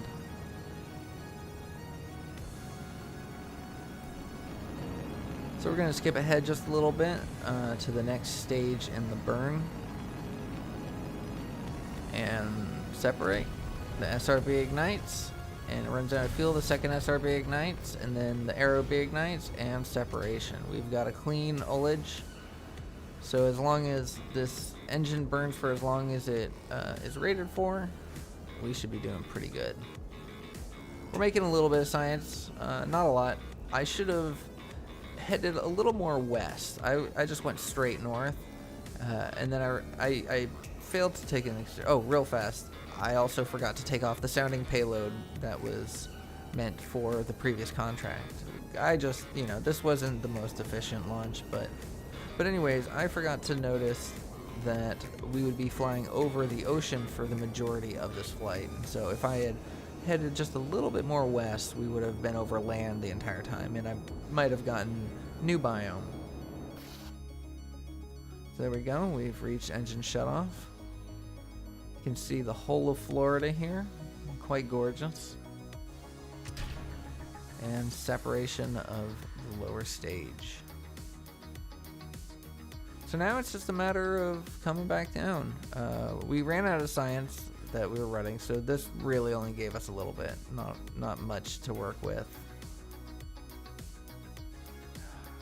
Look how gorgeous that is. I think that's the Appalachian Mountains right there that you can see. Nice. So here we are in danger of bombing Canada. So we gotta always gotta be careful of where debris lands in RSS. I mean, it doesn't actually matter. You're not gonna harm anything, but just for that little bit of immersion. But it turns out we're gonna clearly miss Canada, and we're gonna bomb Santa's workshop instead. We can see the Aurora Borealis. It's quite nice. The first time I've seen it in RSS.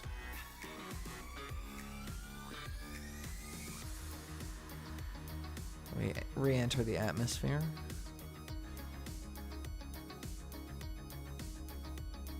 Clouds looking gorgeous and fluffy. I was tempted to turn on the some of the cheats to make it so that this probe landed without exploding through heat, just to see if we could hit anything, if we could land anywhere, or if we're just in the water. But But I decided not to, because, you know, this is career mode after all. And even for a fun shot, we're not going to cheat. But there we go. We didn't do much except for get a little bit more data on our engines. There's, because, you know, there wasn't much science to be had. But that's okay.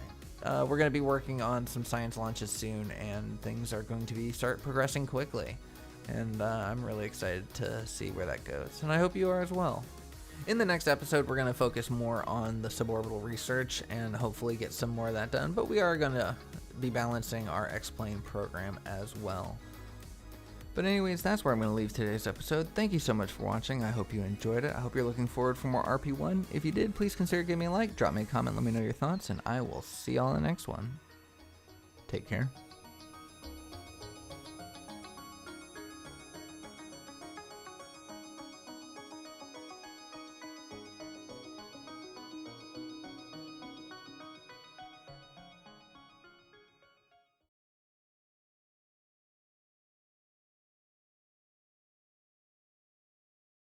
Hello everybody, and welcome back to RP1, and yes, welcome back to RSS Reborn.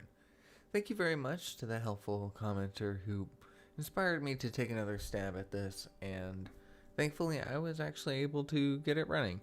Apparently I just had the wrong version, needed to ignore some warnings.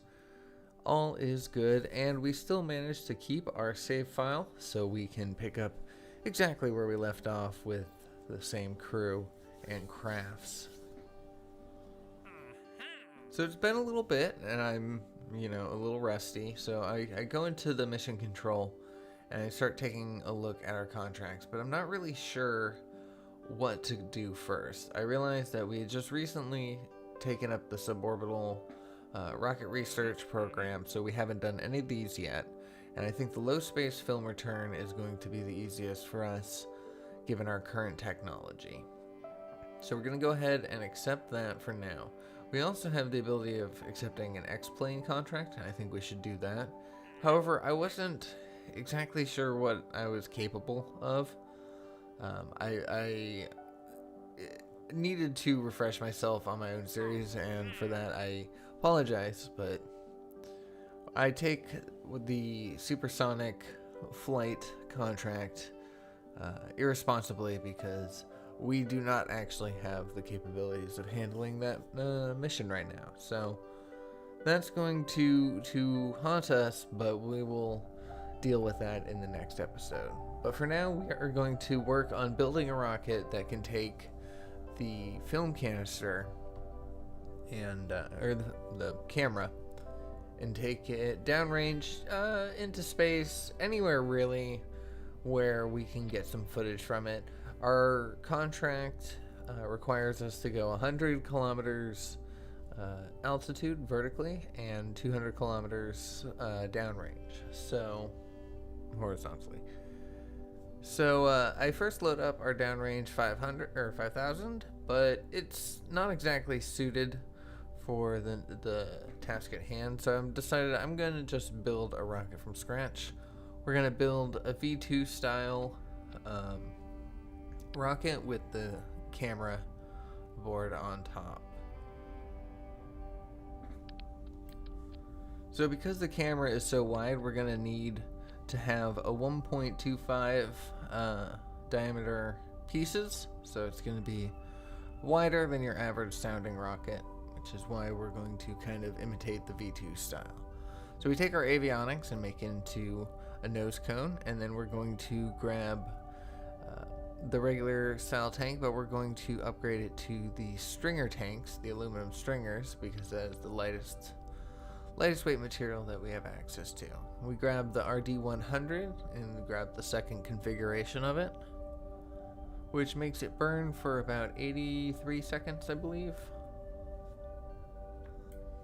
I've been enjoying the RD100 over the A4 and the A9, which is what we've typically used when we do the RP1. That's what the RP1 wiki uses in its walkthrough, so that's kind of what we were familiar with. But in this series we branched out to the RD100, and I've been very happy with its performance and the fact that it has so many upgrades. We're currently on our second upgrade for the RD100, but we still have many more to go. And with the A4, you only have the A4 and the A9, and that is all you get. So already it would be obsolete. So I'm very happy with that. We used another tank here, hollowed out through the center to just kind of aerodynamically shape it and protect our engine bell. And it doesn't have a lot of space, but it still holds fuel, so every little bit helps. I go ahead and grab some wings, but for some reason it had some wings already saved as default, and I'm not really sure where those came from, but nonetheless we're going to use them.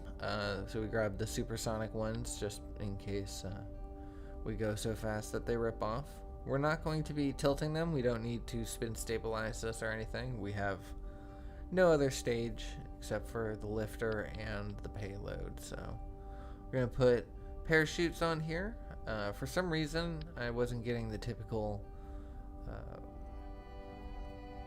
option boxes, so I instead of in the action group section where I'm used to, I just changed its parameters in the VAB window. Alright, so let's go ahead and get our staging correct. And this is just about ready. We're going to just name it the Cam Rocket 1 for now. We'll get a better name in a little bit. I don't know about a better name, but it'll get a different name in a little bit. We set our avionics to control the weight of the rocket, and we do a simulation. And that simulation was excellent. So all we have left to do is to paint the thing, and then we can get it pushed out for production. So we're going to go with this Delta Blue color, kind of like it. I don't want to follow the Goldwing series like we did in the last one. I do like the color scheme. We may return to it again for some pieces, but I don't want to make every early game rocket look the same. So we're gonna switch it up and do a little Delta Blue. And then I put the text on there, and I've been playing a fair bit of Grounded lately, so some of that was kind of on my mind, and because of the fact that it's a camera, I thought about naming it the Peeper, and I thought that was kind of a fun name. Cute color, cute name, cute font. So we are going to be launching a couple of these today, 5 of them actually. We want to gain as much science as we can, and this rocket is fairly reliable. The engine has quite a bit of data on it already, and once they're tooled up, they're fairly cheap to make. So let's go ahead and modify our launch pad, and we're going to skip ahead until that's all done. Let's go ahead and get our Peeper loaded up once more, and then we will tool it and get it ready for production.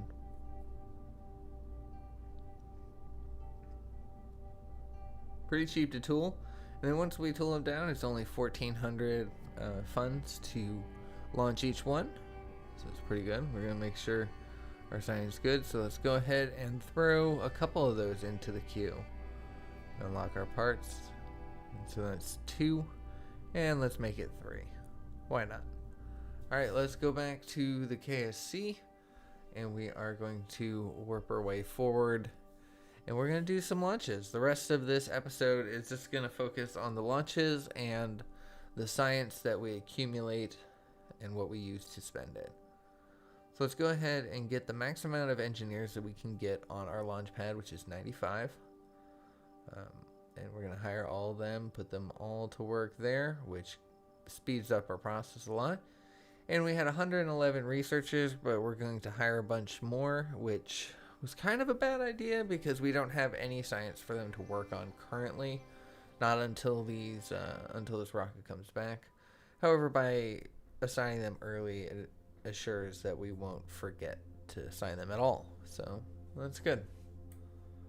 So let's get ourselves ready for launch. I forgot to do some cinematic shots in the beginning, like I normally do. Like I mentioned before, I was just a little rusty at this. So I'm just gonna fly these first couple flights with all the data on screen and go from there. But we have a downrange contract of only 200 kilometers, and this should more than handle that. We're going to use Smart ASS to control our flight. So we can tell that RSS is working because our clouds have texture and volume to them, hence the term volumetric clouds. So pretty easy liftoff. I like the fact that the RD100 has a very low spool up time, so it doesn't take super long for it to warm up and go, which is nice. Every little second counts. So we pass through the first cloud layer. Say goodbye to the KSC below us. It always makes me smile that it's also called the KSC in RP1, Kennedy Space Center. And here we are, passing this second cloud layer. It's just a small little puff. Paper 1 looking good, flying pretty straight. Our apoapsis is already at 80 kilometers and rising, so we're going to go ahead and straighten out. We're not trying to get height on here. We don't really need to get to space, so we can simply point at the horizon now and just get some distance. We only need to go 200 kilometers, and this can easily handle that, so really we could have just shut off the engine probably. I'm just going to say probably on that. Don't know, but the contract isn't all that hard. What is hard, however, is the re-entry. We have to make sure that this film canister, I don't know why I keep calling it a film canister, this camera can survive the brutal heating of re-entry. So we're going to just kind of follow it and let it drift on down. We're going to be keeping these launches mostly unedited because honestly it was just it was a lot of fun seeing the plan this way. We're going to be launching a couple different directions today, so it's fun. Alright, so as you see there, we have all the check marks except for the downrange distance, but we're about to handle that right now. And then the only thing left to do now is to return home safely. So hopefully what I planned in for the parachute there will be sufficient to capture it and let it land safely.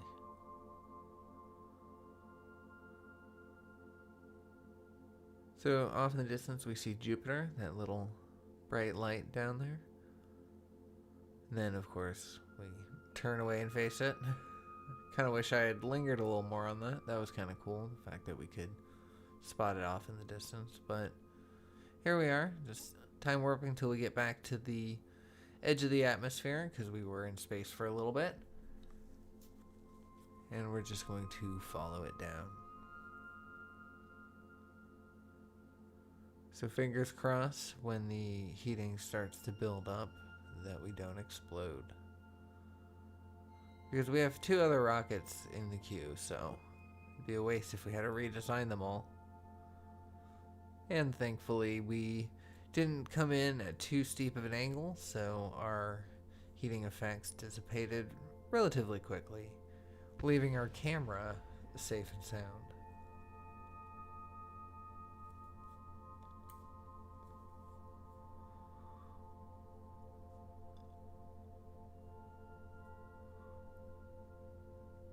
I'm pretty happy with this color choice that I chose. It looks really nice in comparison to all the other colors we see, because it's similar to the ocean but slightly different, which makes it stand out.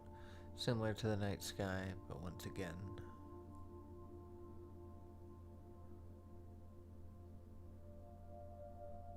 So we're time warping at 4 times speed as we come down to save a little time, but then we have to kill our time warp as we deployed our parachutes, and then we time warp once again. And once we see our second parachute deploy and then both of them open, we know that we are going to be coming down safely. It actually took quite a long time to get down to the ocean surface, so I'm just going to go ahead and skip forward a little bit, and you can see our successful splashdown. So there we go. Not too bad, not too far away. I mean, the Coast Guard's going to have to go out a little bit farther than expected, but we got the science back. We now have 7.2, which is enough to unlock something else. I am very excited about the solid rocket engines. I want to get back into that. I need high-speed flight in order to progress our X-plane program, and basic rocketry is going to push our rockets further. But we don't even have early science here. Like, there is a lot that we need to do to progress our tech tree. Like, I feel like I picked up the half-done work of my previous self. So let's go ahead and just put that into SRBs, because I know we can make use of that. We'll get the Baby Sergeant cluster 11 times Baby Sergeant 11 times cluster, and that is a very handy one. So we're gonna grab that. We still need to make more science. We still have more rockets in the queue, so we're gonna go ahead to launch number 2 of the Peeper 1. This time we're gonna put in a heading of 315, and that will take us north-ish, northwest-ish, which will hopefully keep our trajectory over the mainland the entire way, and we'll be collecting photographic evidence, photographic science of the country.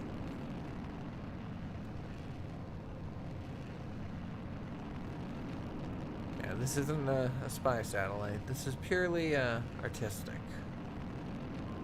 So once again, we hit the smart ASS. We're pitching over ever so slightly, but still relatively quickly.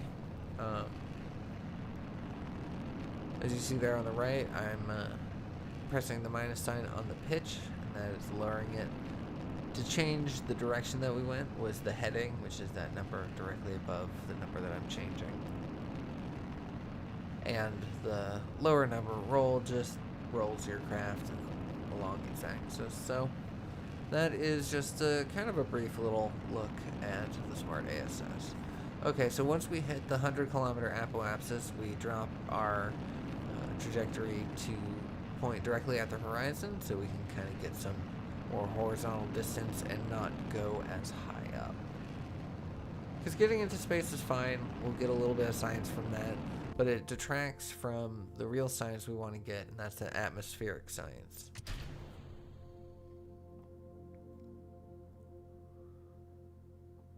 So we go ahead and separate early. It probably would be better if I had separated later, almost get hit by the piece. But, because I think separating later keeps your momentum, and so it keeps the distance. But currently, since this is a second launch, we don't have a contract to complete. So we don't need to increase any distance or anything. We can just let the payload fly. So we got an apoapsis of 105 kilometers, which is not even going to touch space. And so we're just going to go up the northern coast and see how far we can go.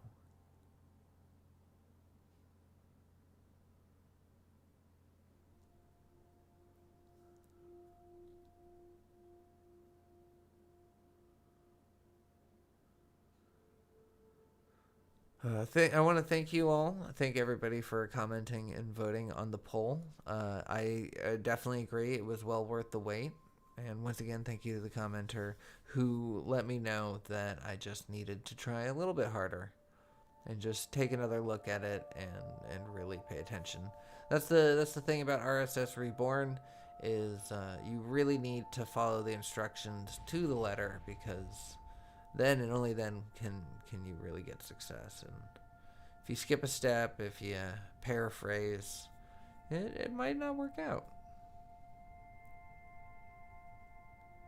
But yeah, it was worth waiting for. It was worth trying for instead of settling. So once again, we're just gonna kind of watch it float down.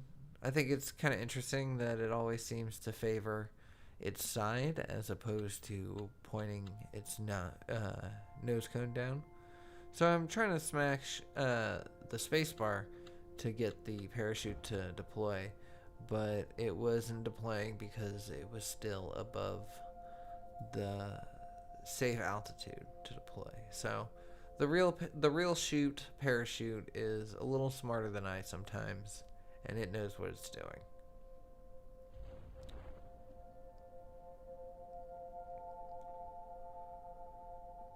There we are. Once again, coming down safely at a low enough speed.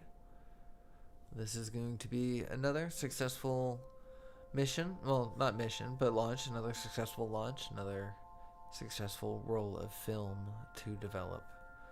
This time of Upper Florida. I don't know that we got very far. I don't know that we got into any other states, but I'm excited to see.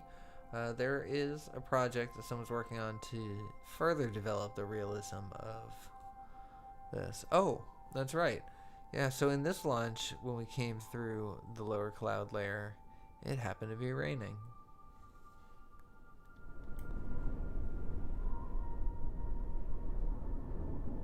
I wasn't fully aware that there was weather in RSS Reborn, and I wasn't actually sure if there was or not. So this was a nice surprise to see, just the confirmation, because I was thinking about asking around, but because I didn't see anything when I searched Google, but that's because it's a relatively new mod, so unless that question was asked before, I wouldn't imagine that it is. It's a little weird that I can't see my shadow. Oh, that's just because it was far enough away.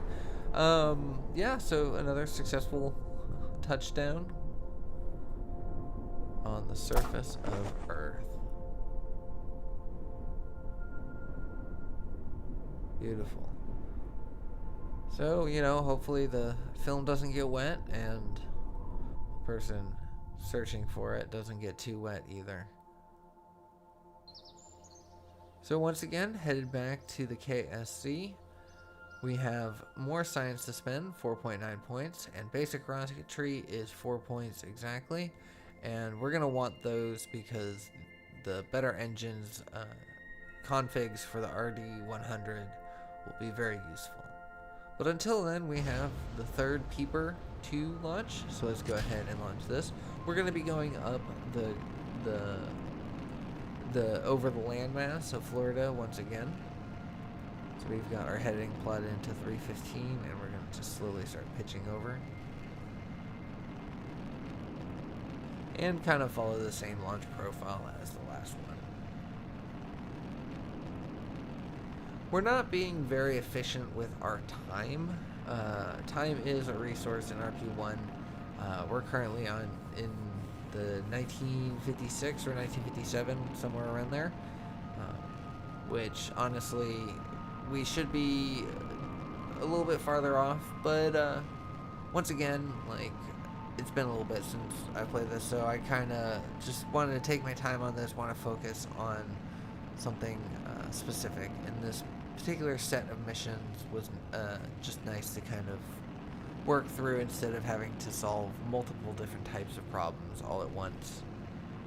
Like I mentioned before when we dealt with the plane mission, is I did actually at one point try to integrate planes into this episode, but our current technology just wasn't capable of solving the mission, so I decided to put that off. We'll get to that next time, and we'll just focus on the peepers this time around.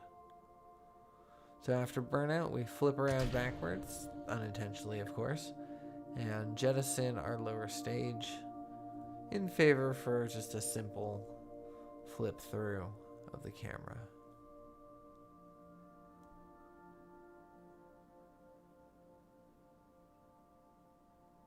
So it does look like the ocean that we're above, but we are indeed above land. We'll be getting to that shortly. And you can kind of see it coming into view in the bottom of the screen. There's not too much science to be had going suborbital like this, atmospheric.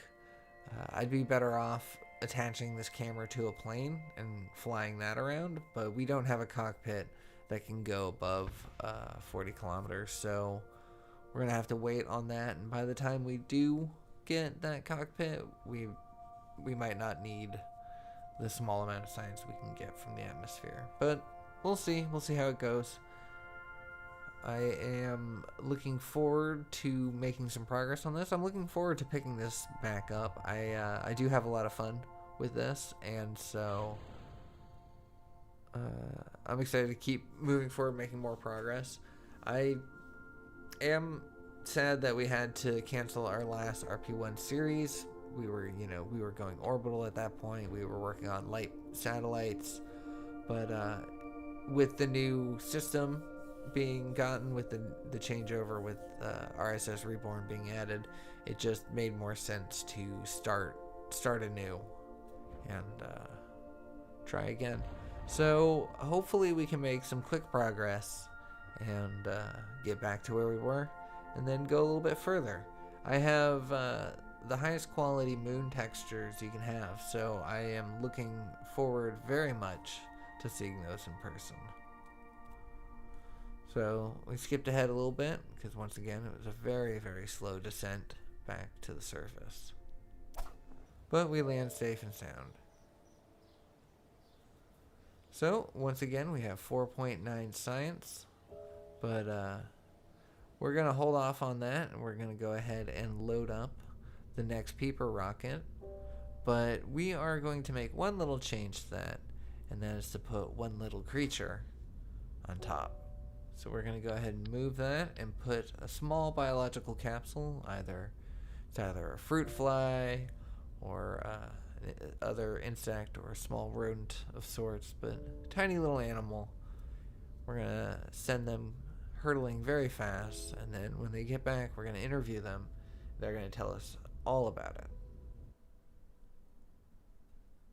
So on this cloudy morning, we go ahead and get ready for liftoff. Once again, flight path just like before. Everything pretty standard. Going over the states, once again, going slightly northwest. You want to go slightly west of north. If you go completely north, you'll spend most of your time over the water due to the curve in Florida. So I'm going to add just a little bit of west to that. But our cloudy, gloomy day quickly turns to bright and beautiful sunshine as we pass through that thick cloud layer.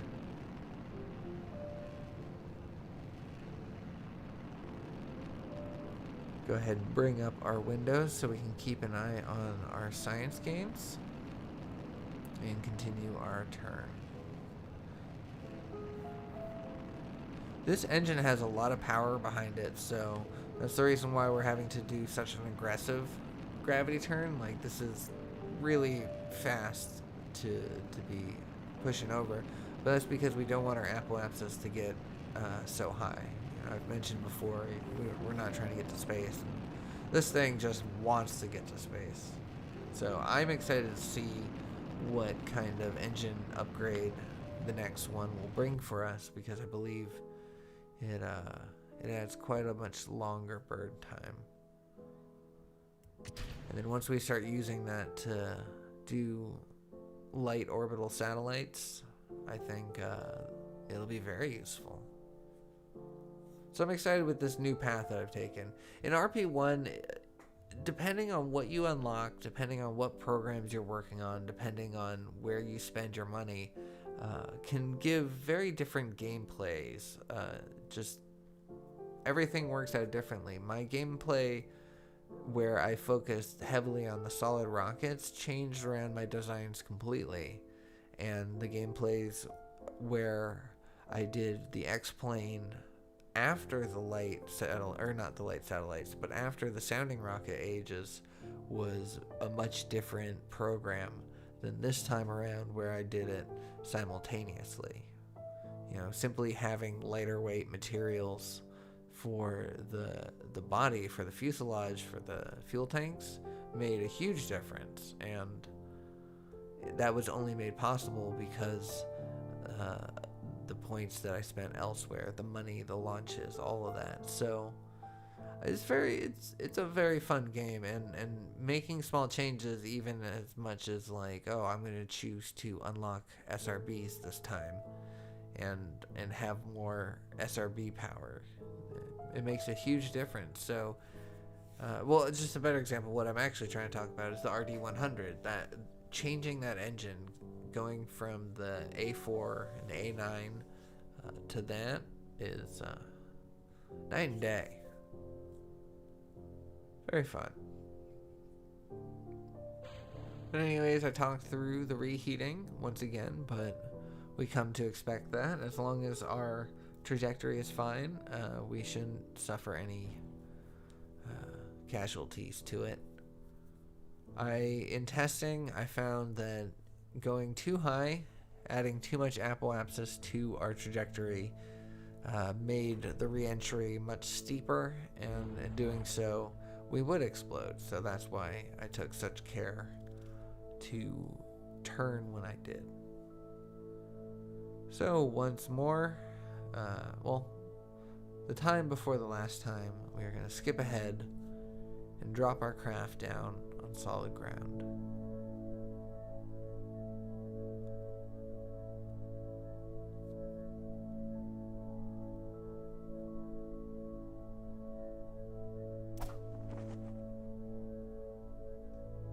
And there we go. One more piece that the poor soul who has to go searching through the flatlands to go find. Alright, so we have one more launch to do. And we're going to do that early in the morning. Right at dawn. This one, however, we are going to be once again heading east over the water.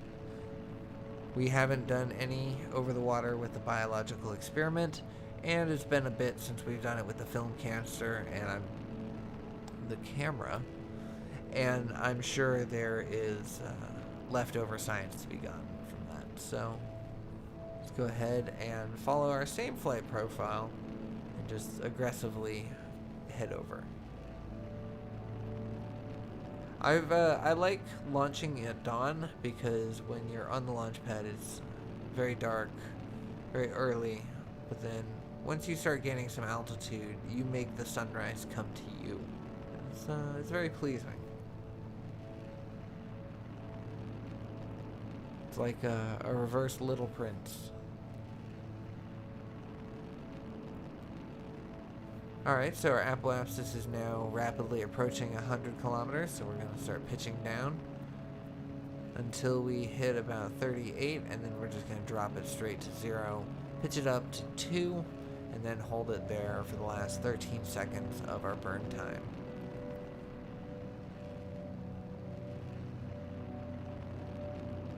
Our science is running. We still have plenty of science to be gotten, so that's nice.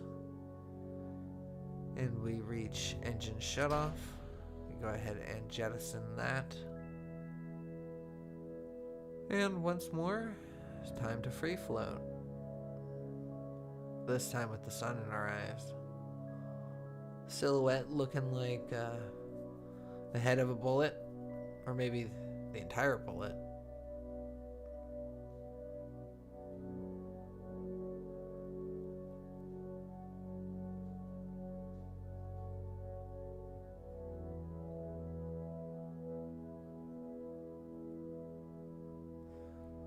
I love the shadows casted from the clouds on top of, well, themselves. The volumetric aspect to those clouds, catching the sunlight and distributing the shadows where they should go. Excellent work.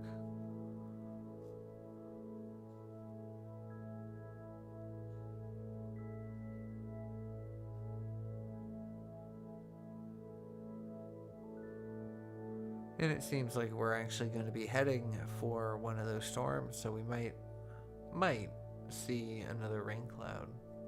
That big one would be fun to land in.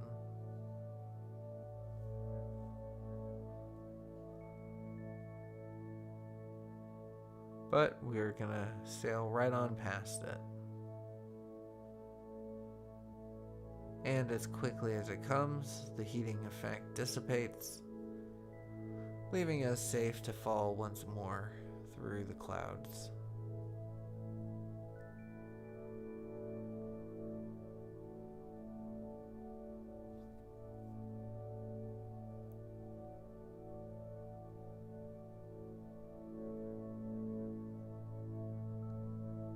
Now it looks like a bullet.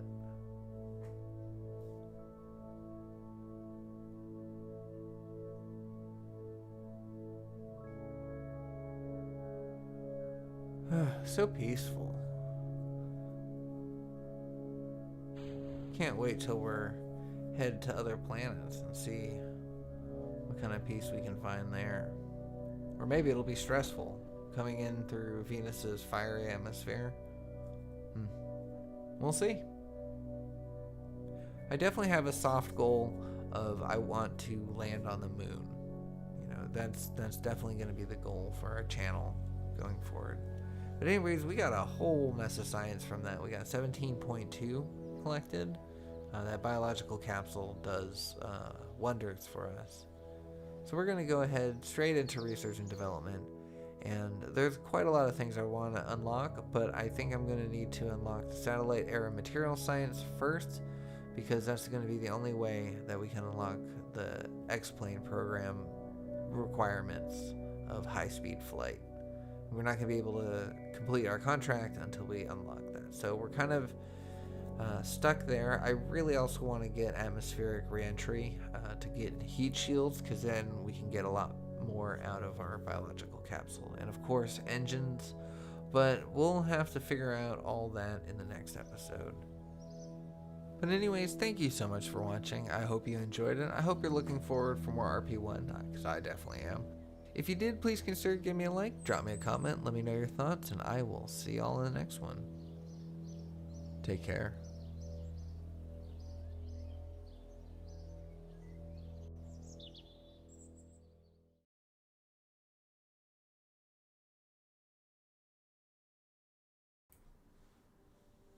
Hello everybody, and welcome back to RP1. We are going to pick up right where we left off in the last episode, and we're going to start off by making a few changes to the rocket that we used previously to satisfy our contract, and then we're going to continue on, do an X-plane flight, and then after that we are going to start the first contract in our early satellites program. We're going to start by taking this required contract for the suborbital research program, and that's to take a small biological capsule up to 100 kilometers with 35 units of sounding rocket payload. So we're going to open up the Peeper 3, which is the rocket we used in the last episode, and we're going to get another parachute on it to hopefully help it survive re-entry. We were having a lot of problems completing this contract this time around. We're not going to focus on this, but I do want to show that we rebuilt the Peeper from the ground up to accommodate the new types of tank that we had unlocked, which is the isogrid tank. It's more expensive, but it weighs significantly less. Therefore, we can get a lot better performance out of our vehicle. When the body of it weighs less, it can go farther and faster. So we are redesigning the Peeper 3. It's going to become the Peeper 4. And then soon it will become outdated with the rocket that we are going to build in the later half of this episode, the Icarus 1. So, yeah, we've got quite a lot to do today. But I'm pretty happy with this. It's a relatively short episode. We're going to be working on some more stuff in the next episode as well. I'm very excited to continue on this progress. We're working our way towards satellites and going fully orbit, so I'm excited for that.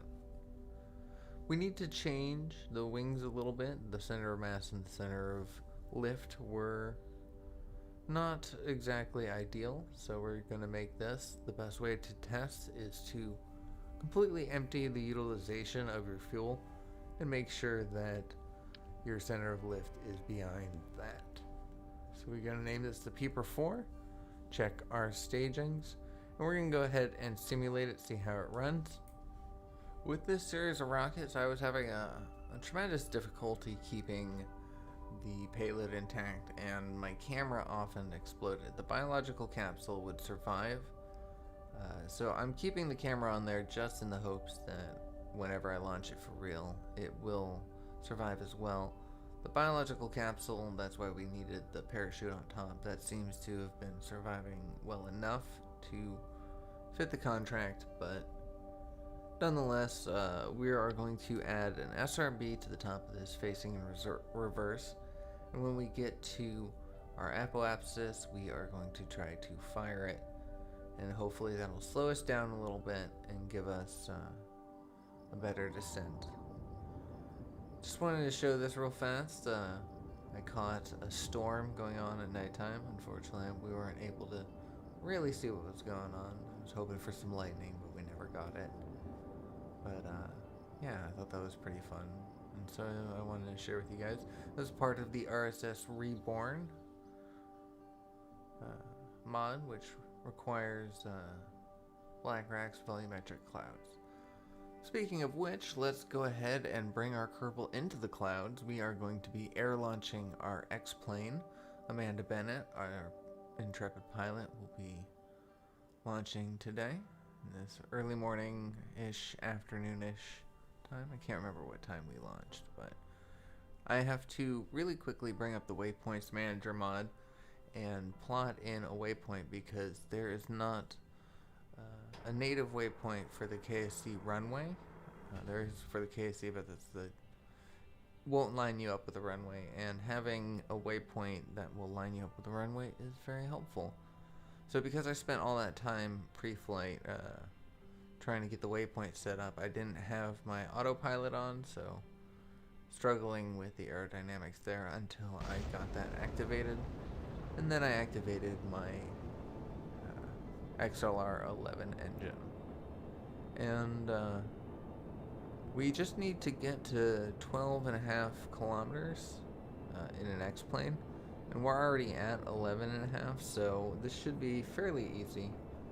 We're just going to put on our cruise flight controller and bring ourselves up there. And there we go. We have already completed it, apparently. So all we need to do now is land safely and recover the crew and vessel. So we're going to play in IVA mode for a little bit. This is the Warbird's cockpit. I'm mostly familiar with it, but I cannot for the life of me remember where the light switch is, so we'll fumble around for that for a little while. But our engine burns out. We only had a little bit of fuel to begin with because this is a rocket plane, not a jet plane. So it was expected that we would run out. Looking around, there's lights here somewhere. Easier to tell when the sun is a little higher. You have a little more light in the cockpit. I guess I could have done a roll, but I don't want to risk Amanda Bennett any more than I have to. So we get the engine failure notification on our screen, and that's just typical, understandable, because we have an engine flame out. But nothing to worry about. We still have plenty of momentum and plenty of lift, so we can just kind of glide our way into the KSC. We are fairly far away, a little bit closer than we were going to be, but still not ideal. There is a strong possibility that we're going to have to land in the water, but all we can really do is kind of glide our way as far as possible and make sure we keep up the momentum so we don't stall out and come plummeting down.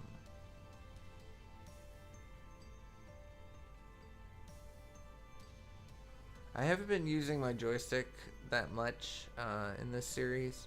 I would like to, but some of the missions are just a little too important to rely on my own piloting skills, and it's a little less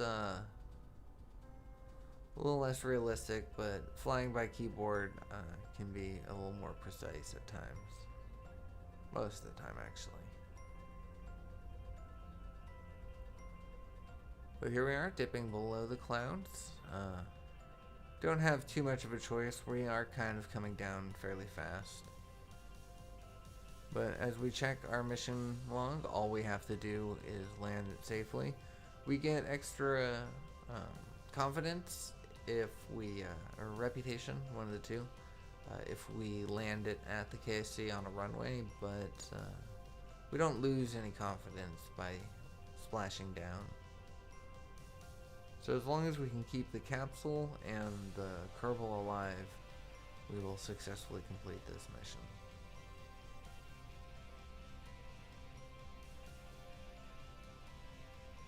I have parachutes to slow myself down here. They were on the wrong stage, so that's what you saw me do right before I went into cinematic mode, was adjust them to be their own stage. But now there's nothing left to do except physics warp forward and watch the plane come down, hopefully trying to keep my nose at a better angle so I'm not plummeting too quickly. Having a nice look at some of the cloud shapes above us and the different layers and levels of clouds. It's nice. It makes flying so much more enjoyable than just having a straight blue sky. And the volumetric aspects of the RSS Reborn makes it just so immersive. But anyways, I forget to hit my parachutes until way too late. And we are coming down at over 120 meters per second. Not comfortable in the slightest. However, our cockpit survives. Amanda Bennett survives. She is not passed out. Our engine does not survive, however, and we break part of our body, but everything else is good. I decided to do a normal recovery. Normally you would use the KCT menu, but we don't need to save any part of that plane because it is now obsolete as we move on to the next contract. So here we are taking the downrange 6000 contract. It's an optional one of the early satellite programs, but significantly farther than anything we've done so far. So we're going to need to build something bigger than we've ever built before, at least in this playthrough. So we're going to start off by taking a Peeper rocket, and we're going to build from there. So let's get rid of this payload because there's no need to have the biological experiments. We're just going downrange, and it's significantly downrange, so there is no expectation of being able to bring these pieces back. So let's go ahead and add on the sounding payload. We only need, I believe, 75 units of it. I could be wrong, I'll have to check that at another point, but there we are. We got our sounding payloads. We're going to change this. This is no longer the Peeper. I play around with the idea of just calling it the Lifter Vehicle 1, but we go with a more ominous title of the Icarus 1. That is from Greek mythology, of the man who flew too close to the sun in search of joy instead of freedom. But today we are going to put this thing to work, and we are going to try to go downrange. So let's first build this. Let's simulate it. It worked out fairly well, but we are going to need to make this more of a bumper rocket than a V2. So let's go ahead and put on a decoupler here. We're going to pick the GDPC or some combination of those letters. This SRB right here has a long burn time, so I've been enjoying it for my more complicated upper stages. We're going to use the Aerobee engine with the AJ10 configuration. We're going to use the ISOGrid tank once again with a 400 millimeter diameter. And we're going to add our avionics on top, make it a cone. then add the battery necessary, and then readjust the shape. So that's all looking good. We are going to need to move the sounding payload up to this part of the rocket, but we will do that in a little bit. So now I'm just checking my staging, moving things around because it just makes no sense when you build it from the bottom up like this. So here's where I realize that I need to adjust that. So I take the decoupler off that lower stage because we no longer need to decouple it. And we're going to resize the sounding payload to fit the new diameter. There we go. So just once again taking a look at our staging, and everything looks great. Going to extend out the body of our upper stage so that way we can burn the RP engine for the length of time that it needs to be. Our center of lift and center of mass is looking good. Our control of the near Earth core of the lower stage looks good. We're adding our experiments into the science core of the top. And let's go ahead and simulate, change around our battery of the V2 part, the Icarus lifter. And it was a great simulation, so we are going to go ahead and get ourselves putting this into program. So we're going to scrap the Peeper 4 that we had in line, and we're going to modify our launch vehicle, our launch complex to accommodate this new rocket, because we want to put these out as soon as possible and as quickly as possible, or as many as possible. So now that we skipped ahead, our launch complex is complete. Nothing else really happened during that time. So let's go ahead and choose the right launch complex. We're going to tool our rocket. It doesn't take too much off the cost, about $300, but anything is everything. So we put about 3 of those into production, and then I realized, oh, we had unlocked the next node of science, so I could actually upgrade these engines. So we're going to cancel all 3 of those rockets, and then we're going to put in another 3 with the new engine. I could have added an extra 7 seconds on the burn time because you get a free 7 seconds with every engine due to spool up time. However, I didn't think about it, and since the engine rated for 141, I just left it. So here are launching early in the morning, at the break of dawn.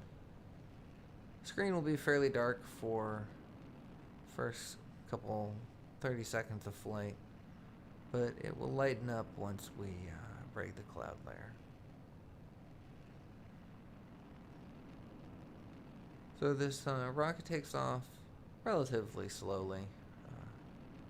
Seen faster, but it does pick up speed well enough. The flight path that we normally take is every 25 meters per second. We pitch down 1 degree. But currently we're ignoring that for the sake of a glorious sight. So we finally get some light as we break the cloud layers, and we look at the landscape, the airscape surrounding us.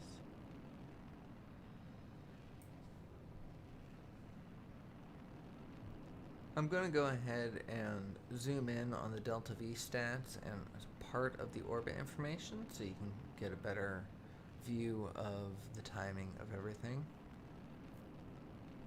If you're not familiar with reading these numbers, what you can see in the Delta V stats at the very bottom, excuse me, we're doing a quick cinematic, there we go. In the very bottom, you see the 60 seconds, 59 seconds. That's our current stage. Once that reaches 0, or if our engine has a failure, then that engine will stop. So we're timing our burns and our staging according to that. We only need to get into space 140 kilometers of height, and primarily what we want is distance here. So once we hit 140 kilometers, as you can see in the orbit info to the left, the second line down, we now passed it, so we are going to point ourselves horizontally at 0 degrees, right at the horizon, and burn off the last of our fuel, the 18 seconds, to push ourselves as forward as possible. We take the time to spin. Sorry about the shaking of the camera. There's a setting I need to change, and I'll try to do that before the next recording. But we spin up, and that gives us our upper stage spin stabilization, which will keep it pointed on target. So the thing I like about this SRB is it burns for quite a while, much longer than any of the other SRBs that we've had, which only burn for like 3 or 4 seconds, requires very fast acting. This gives us plenty of time to coast and turn on our engine. We no longer need as long to spool up the engine, actually just a mere less than a second. However, I spool it up that early because we start to lose momentum with that type of SRB. And if I waited until the last second to turn it on, we wouldn't be going forward as much as we would be slowing down, which would cause ullage in that stage. So when using the SRB and the AeroB, it's better to hot stage your AeroB earlier than it needs and just spend that extra time fighting against that pull. It's good, but don't stage it too early, otherwise the SRB will launch right back into your AeroB and cause you to spin out. So some things I learned from many tests of this. If you're interested in seeing the tests of these things, see the thought process and the build process, I have some news for you, which I will be discussing later. But here we are. We have main engine cutoff. No science to be gained. I'm going to leave that up, but I don't believe we actually get any science from these launches. It's just a matter of completing the contract. We get a momentary glimpse that is actually Mercury. I don't know what the lower planet is, but it's blue, so I'd imagine Uranus or Neptune. We're going to time warp our way downrange and see how far we get. So our record in this series so far has been 5,000 meters, or 5,000 kilometers, which is right at the edge of the other continent. So here we are, crossing over part of Africa, part of Western Africa. Now we're going over Central Africa. Very well clearing the 5,000 kilometer mark. Here's Madagascar, I believe. Correct me if I'm wrong. And now we are reaching the twilight of the other side of the planet. We've gone from the crack of dawn to the break of dusk. Complete 180. And as you can see in the top right, that contract is now green. We have completed the downrange milestone of 6,000 kilometers. Easily cleared it, in my opinion. So we're just going to follow this until it breaks up in the atmosphere. There's no need to recover it, which is why we don't want to include any biological experiments or anything else like that. This isn't for science, this is purely to say that we can.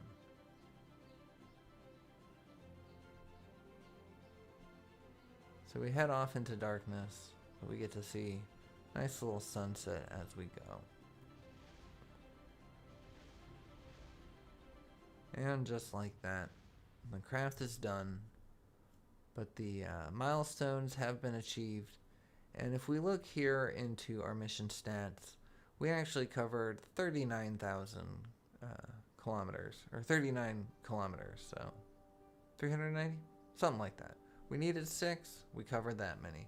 So I'm very excited to see what the Icarus 1 can become once we start upgrading it with better technology. But that is going to be for another episode, and this is where I'm going to leave this one. So thank you so much for watching. I hope you enjoyed it. I hope you're looking forward for more RP1. If you did, please consider giving me a like, drop me a comment, let me know your thoughts, and I will see y'all in the next one. Take care.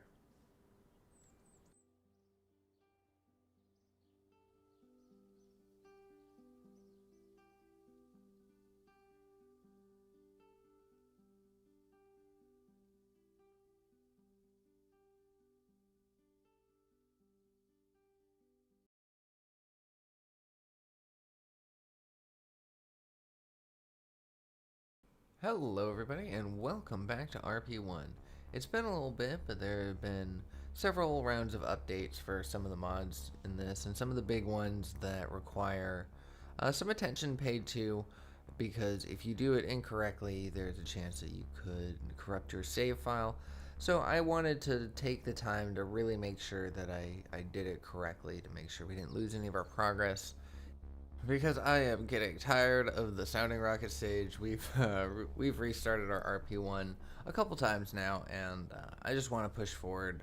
We've got our RSS Reborn set, so yeah, it was worthwhile to take the second to get it right. Okay, so jumping into our programs, we see we've hardly done any in our X-plane. We only have one more left in our suborbital. Only a short amount of time left, and we're going to be getting less funding as it goes on for both of these programs. Our early satellites program, we're just getting started in that. We haven't done any programs, but we're going to plan to try to do all four contracts at once. It's going to be a little difficult. One of the things we need to upgrade or to complete our X-plane program is to upgrade the astronaut complex. We can afford it right now, and we are in a positive. However, we are now going to be making less money as the time goes on, so I'm going to wait on that. Hypersonic flight requires 12 points, and I think I'm going to need that in order to make the progress we need to make quickly enough on the X-plane program. So I'm actually going to cancel the 1958 solid rocket engines program and in favor of the hypersonic flight, and hopefully we'll get some hypersonic flight data from that, which will make up the science necessary to go back to getting the solid rocket boosters, because I really like the Castor SRBs. I think they make for great lifting vehicles. It's great for quick takeoff, so we really want that when we start doing our orbital program. So I have Launch Complex 2 complete. However, it's a little preemptive because I'm going to need to change that eventually. So our program, or the contract that we're going to work on today, is the Advanced Biological Experiment Suborbital Return. And the best rocket for this is already built. It's the CAM rocket. All it needs is the camera needs to be replaced with some sounding payload to satisfy the contract. So we're going to put in a service module here, and I decided to make it a hollow cone. That way I can actually just keep some of the aerodynamics looking a little better. I think it makes a difference, and so we are going to kind of hide this biological capsule inside as if it were a fairing, and hopefully that'll help our aerodynamics. So now we're going to adjust the size of the cone because we lowered the size of our sounding payload area. And I want to connect this decoupler and hide the heat shield that was there. For some reason it didn't, cover. I don't think it was meant to cover automatically or anything, so we just did it manually. We're now readjusting the service payload to make sure that it has just the amount of sounding payload we need, just a little bit over. We did a test flight and realized that we are going to need a lot more electric charge than just 19. That runs out very quickly. We adjust the amount that it can carry, and that was a successful test flight. I was very happy with that, so let's go ahead and tool it. And then at the moment I tool it, I realized, oh wait, we might have better engine configuration. So I find that we indeed do. We have a great engine configuration, so we're going to extend our fuel tank. But then I realized, then we wouldn't be able to use the launch complex, and so I reverted back to the original one that we were working on. But then when I went to launch it, the launch complex wasn't good enough at all. Anyways, we would have had to adjust it. So let's just go back, get the better engine, and extend our fuel tank so that way we can burn for the 140 seconds necessary. I think I'm burning less than that, but and in doing so, in changing the size of the tank, it changes our center of mass, and that put our center of lift ahead of it. So we emptied all the fuel and made sure our center of mass was in front of our center of lift the entire time. throughout the whole journey, so that way we don't have any last minute flips or anything. So let's go ahead and put a little numbering decal on it because I like to just keep things organized like that. We're going to use mainly the white outline. And then this will be ready to launch. And like I mentioned, it's going to be a little bit of a short episode today. I wanted to kind of focus on this particular launch, and the next thing that we do is going to be working on X-planes.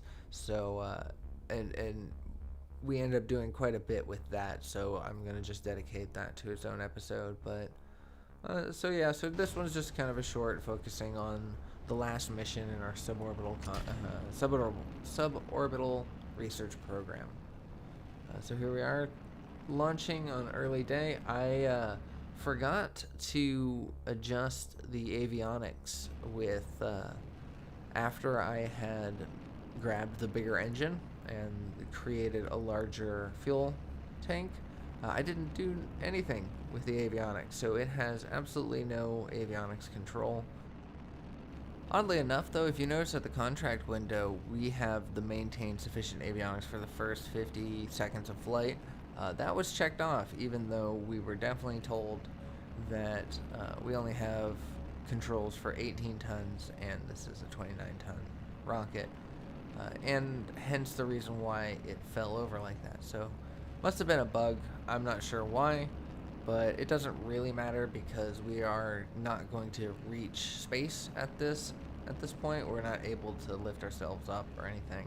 However, I brought up the window for the engine just a moment ago, and I was wanting to point out the fact that we're going to continue this launch. It's already, even if we revert to the launch pad, we would have to just then roll back, edit it, and then roll it back forward. We already have a secondary rocket in the queue, so I decided to continue this launch, keep it, and unfortunately we are going to sacrifice our small little animal for science and for data, because by launching this rocket and letting it complete its journey, we are gathering better data on this engine, and I might be using this engine at least a few more times before we end up retiring it, and so we want to make sure that we have the best opportunity for our rockets to ignite that they can. So this little creature will be doing us a service,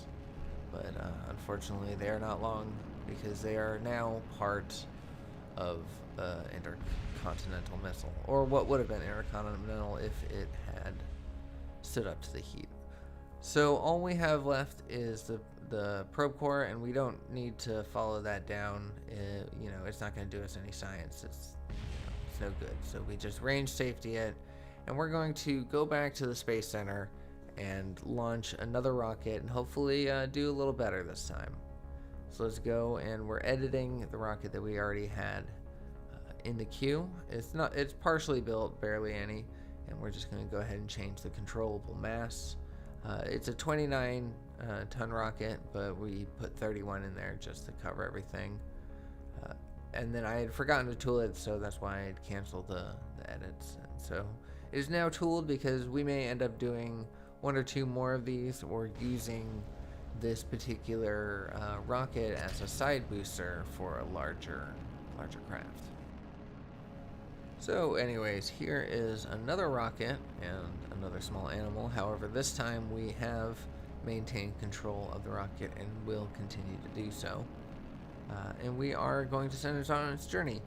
We, in our testing, we found that we can come in at both a fairly horizontal angle, with our apoapsis only being about 150 kilometers, as well as a more ballistic approach, and that would be heading more vertically as our descent. And I believe the heat shield that we have is designed for a ballistic descent. I believe that is the first one that you end up locking. I think it's called the Gemini style. I'm not entirely sure. I would have to look at that the next time we go, or when we start dealing with heat shields a little more frequently, which we probably will. Once we once we can get a rocket to go orbital, we're going to try to send one of these advanced biological capsules orbital and do the science that it needs to be done, because this experiment takes a very long time to gather data. So yeah, once we pass about 40 kilometers, you know, we're just typically we would be heading horizontal at this point, because our apoapsis just passed the Kármán line into space. But this one, I figured the longer we spend in space, the more data we're going to get, because once again, it's very slow, and we're only going to get like 0.4 data at max from this. But I figured the longer it spends in space, the more data it'll collect, meaning that even though that this mission is solely to satisfy the contract and complete the program, we're going to see if we can get the most out of what we got. So we've got 750 some odd kilometer apoapsis, so we'll be doing our experiment for a while. As we see from that bottom window, it is running, and from our contract window, we satisfied everything. All we have to do now is return home safely, and that's hopefully our heat shield and our parachutes will not fail us. And if they don't, if everything goes according to plan, we will have successfully completed another program, and we will be getting ready to move on to bigger and greater things. So I time warp, and we are now back in the atmosphere. We can only go physics warp. I was hoping that I could see the ablator on the heat shield, but unfortunately our right click gives nothing. Thankfully, our aerodynamics makes it so it pulls us naturally towards the retrograde, and then suddenly our heat shield fails, our sounding payload fails, but everything else seems to be alright. Oh yeah, and our parachute fails. So everything except for the parachute is okay. So the returning home safely is not looking very promising. We're going at about 180 meters per second in our descent, and we're slowing down, but not fast enough. So I'm just getting ready to have to launch another rocket. And then the game decides to have a little mercy on me. I'm not sure why it decided to. Sometimes it's a bug that you don't smash down as hard as you should. But it successfully counted it as returning home safely, and I'm gonna take a win where I can get it. And even though it's not very realistic that craft should have exploded on impact, the animal should be gone. But we didn't get any science out of it. Not nearly enough to make any kind of difference, but nonetheless, we successfully ran a mission and moved ourselves one step closer towards doing orbital program, which is nice. We're gonna keep the program open for a little bit. We're still getting funding from it, not as much as we normally would, but and we may do some more sounding rockets, some more science experiments, optional contracts, just to get some reputation and what is it called? Prestige. So what we're going to be focusing on in the next episode is going to be the X-Plane program. We have a lot of distance to cover before we're anywhere near being done with that. So I think we're going to focus on that, and then in the coming episodes we're going to focus on going orbital. But yeah, we will be doing RP1 again with some more frequency than we have been because of the update and wanting to keep our save. But anyways, thank you so much for watching. I hope you enjoyed it. I hope you're looking forward for more RP1. If you did, please consider giving me a like, drop me a comment, let me know your thoughts, and I will see y'all in the next one. Take care.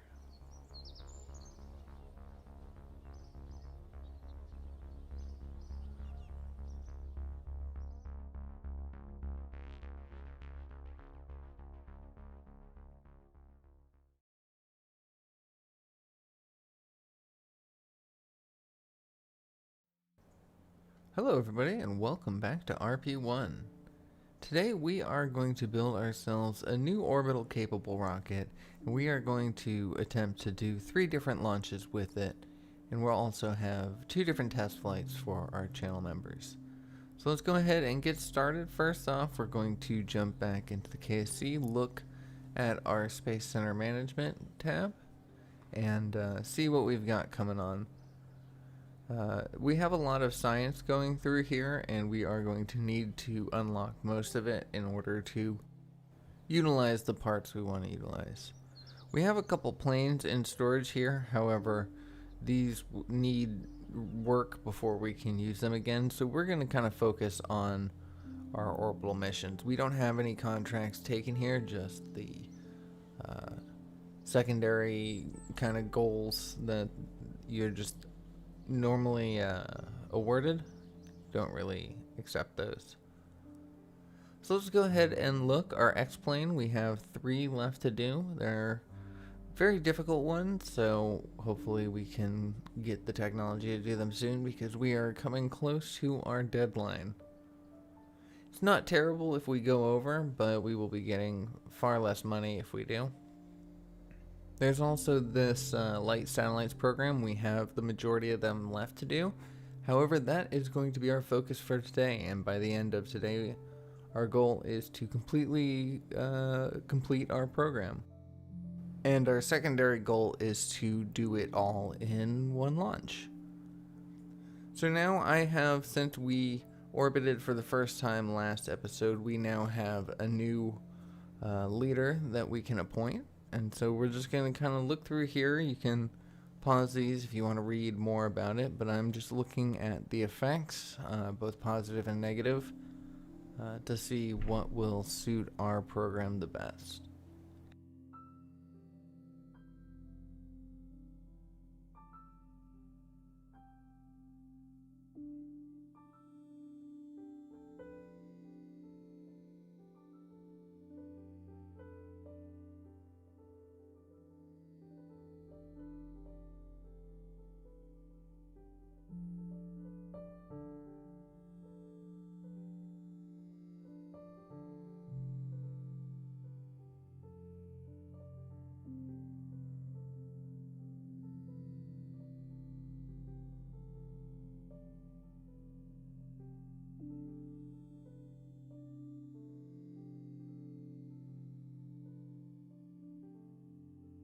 And the leader that we are going to go with is Vladimir Barmin. I'm not sure if I pronounced that correctly, but the positives then is he's going to make it a little bit cheaper to create launch complexes, and the maintenance of them will be a little cheaper, as well as it's going to be cheaper to roll out rockets from the VAB to the launch pad.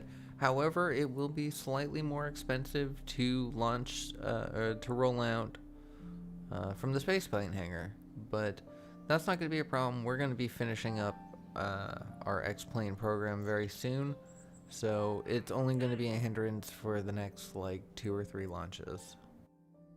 So now we're just going to take a look at our contracts for the early satellite light program and see what kind of restrictions we're going to need. We're not going to take the contracts just yet, just in case we fail to make a rocket that can satisfy it. We if you know, we need to take some time and focus on X-planes instead.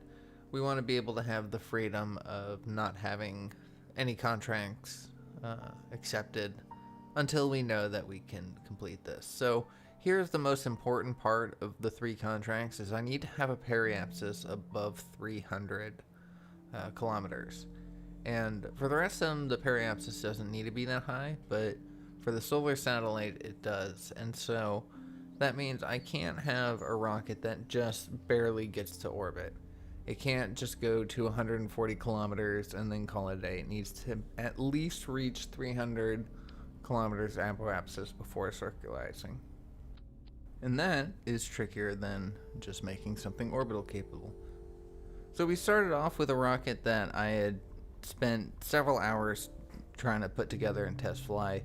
However, it just did not work out, and we decided to reconfigure our orbital engine, and we chose this LR91. This is one of the engines. We don't have it unlocked yet, but in the next science tab for orbital engines, it will unlock. So therefore, we can use it in our test flights, and as long as we unlock the science tech by the time we build it, everything will be good. So I like to use something that is both new and the most recent type of engine, as well as something that has a lot of upgrade capabilities. There's different configurations that'll go for it, because then we can utilize that engine for longer. Theoretically, we can utilize it for longer, and the longer you use an engine, the more flight data you build up on it, and the more reliable it becomes. So it's worth your while, as well as tooling cost becomes cheaper. So now I'm trying to fit the engine bell into this tank. I want to keep its profile nice and low and not have it stick out. I like the idea of something very sleek. So we're going to tuck the engine bell into a hollow cone and then adjust it. I brought up the delta V stats a little extra large here so you can pay attention to the total delta V in the atmosphere vacuum at the second line down. And keep an eye on that, because you need roughly 10,000, a little over 10,000 I believe, meters per second delta V in order to orbit in RSS. And so you can keep an eye on our progress as we change its shape and add parts and pieces to it to see how our delta V changes. It's I find it kind of interesting sometimes where little changes can add up to be quite effective.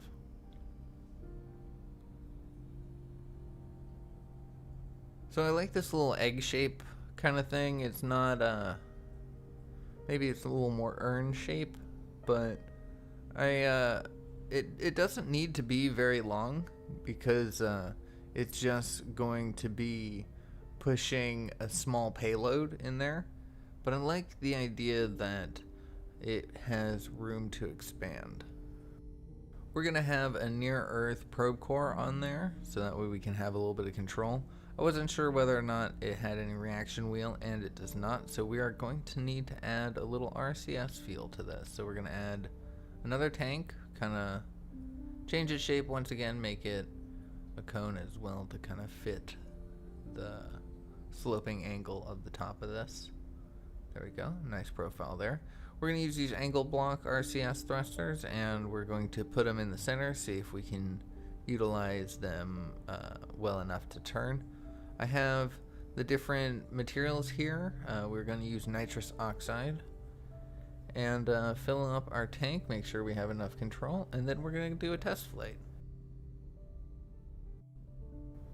So more RCS is needed. It does turn, but it is a bit sluggish, so I'm going to add another set semi-equal distant from center of map.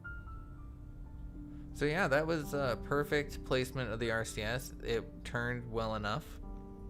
I wanted to check to see if we had any configurations we could to upgrade this, but we haven't even unlocked it yet, so we'll have to wait for that. But I do believe that this is going to be a good engine and may become the orbital workhorse for our program. We're putting on these little ullage motors, so that way we can utilize this even though we will be in zero gravity.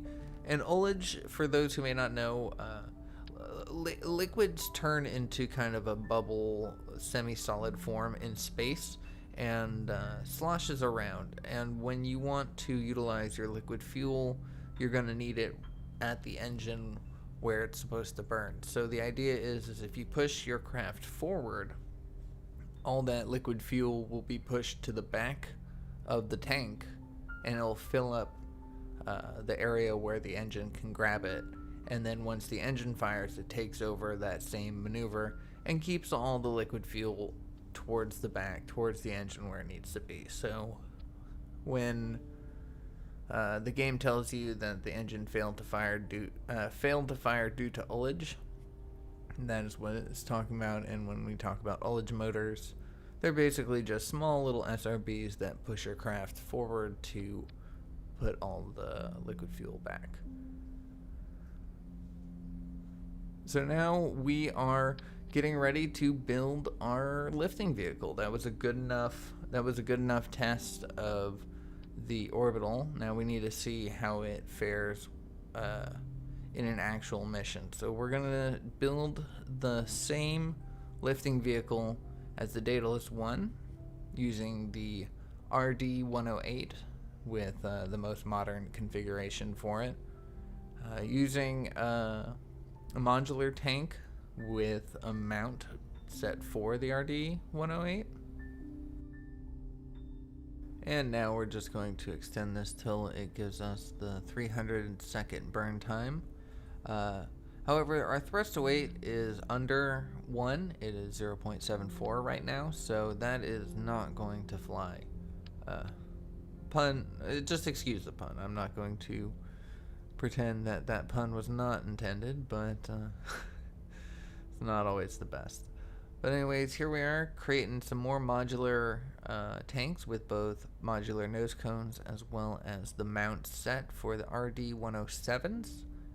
And these we are going to use as our side lifters.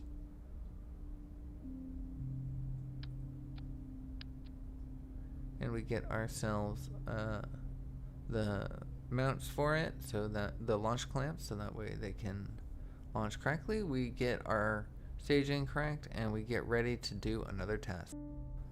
We did not have enough avionics. Alright, so that is going to be enough. It doesn't need too much electrical charge. Let's go again. So, wings, yeah. Lifting surfaces, tail fins, whatever you want to call it, very important on a rocket. So that was quite the test flight. We actually did a lot better than I had been expecting just from our first test. One thing we did know is we are going to need a fairing of some sort because the top flat surface of that solar panel did not like the atmospheric pressures we had. So we kind of tacked this on there. It doesn't look very pretty. It's not very streamlined, but it will keep our probe core intact. So let's do one last test. Well, I couldn't be more happier in these tests than I am. Let's just go ahead and get rid of that SRB and just deal with this lifting vehicle and this orbital engine, because honestly you need to tell this engine to calm down and you know, tune it back a little bit. Don't make it so easy to get to orbit. It just wants to be in orbit. And the great thing about that, the thing that I am so excited about, is the fact that it has so many upgrades available to it, config upgrades, that we'll be able to, that and our lifting vehicle will be able to evolve this through the ages and make it even bigger and better, and push even heavier payloads to orbit. So I'm happy. We are going to go ahead and make a launch complex that can handle this. We are done with our test flights, so now it is time to work on getting these rockets underway. So first thing we want to do is time warp. We are losing money per day, however we're gaining money per month and year. A little confusing, and I wasn't exactly sure what to do with that. And then I realized what it was is because I am creating a launch pad right now, so all the engineers are hard at work at that, and so I'm spending more money than I'm making each day. So I'm trying to save myself some money, so I'm dismantling some of the launch complexes that we're no longer using. However, it doesn't seem to change my per diem, so it's not going to be until I complete the Orbital 1 launch complex will I start making some of my money back. But here I am looking at my staff. It's another place to look. If you're wondering where you're bleeding money from, oftentimes it may just be the staff. So we went ahead and time warped, so we're now working on the science, and as we see here in our Orbital 1 launch complex, we have 445 engineers working on that. Excellent. And we are now once again in a positive. We're making 529.7 per day. and everything else is positive. So it's just a matter of, if you're building a launch complex, you will be spending quite a bit of money on that. So the launch complex is built, the rocket is tested and made, nothing left to do except give it a nice little paint job, wish it luck, and then send it on its way. I want to do something interesting with this center stage. I wasn't sure. I didn't want to make it just solid gold. And I ended up kind of deciding on this olive green shade. I don't know. There was something about it that I really enjoyed. I did make the avionics gold because I thought that was a nice addition.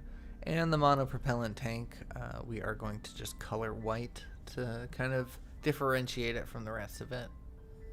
We're going to make this avionics gold for the lifting vehicle. And we are going to continue the theme of our previous RP1 and make our lifting vehicles a combination of white and gold, because I just really love that color scheme. I think it works really well, and I enjoy it, so we're going to do that.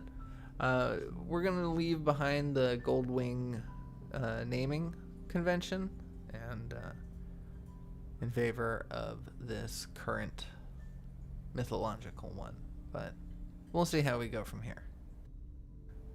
So I actually did lie. There is one other thing we need to do, and that is to time warp our way until our scientists can understand these 2 bits of technology that are required for our rocket to run. Thankfully, we're still making a net positive in our funds, so we're just building money as we go along, which will be important soon because rockets are quite expensive. There we go. We have all of our pieces together. We can fully tool it. We don't lose as much as I was hoping, but it still is only a $13,000 rocket, so we can send this several times. And we had a lot of new parts to unlock. There is one change I need to make before we go, and that is to take off the physical experiment that I added and to just add it into the probe core itself, because I wasn't able to do that in my, until I had actually unlocked the technology. So I wasn't able to test it with that, but I needed to add the physical experiment in order to test it at all. But now that we have access to putting it into the probe core, there's no need to include an extra part, extra cost, extra weight, any of that. So, yep, all is well, and we are ready to launch this thing. In fact, it's actually a little bit cheaper now. So we're going to go ahead and put 2 into the launch queue, or 3, excuse me, but we're going to delete all those, and we're going to put 2 instead.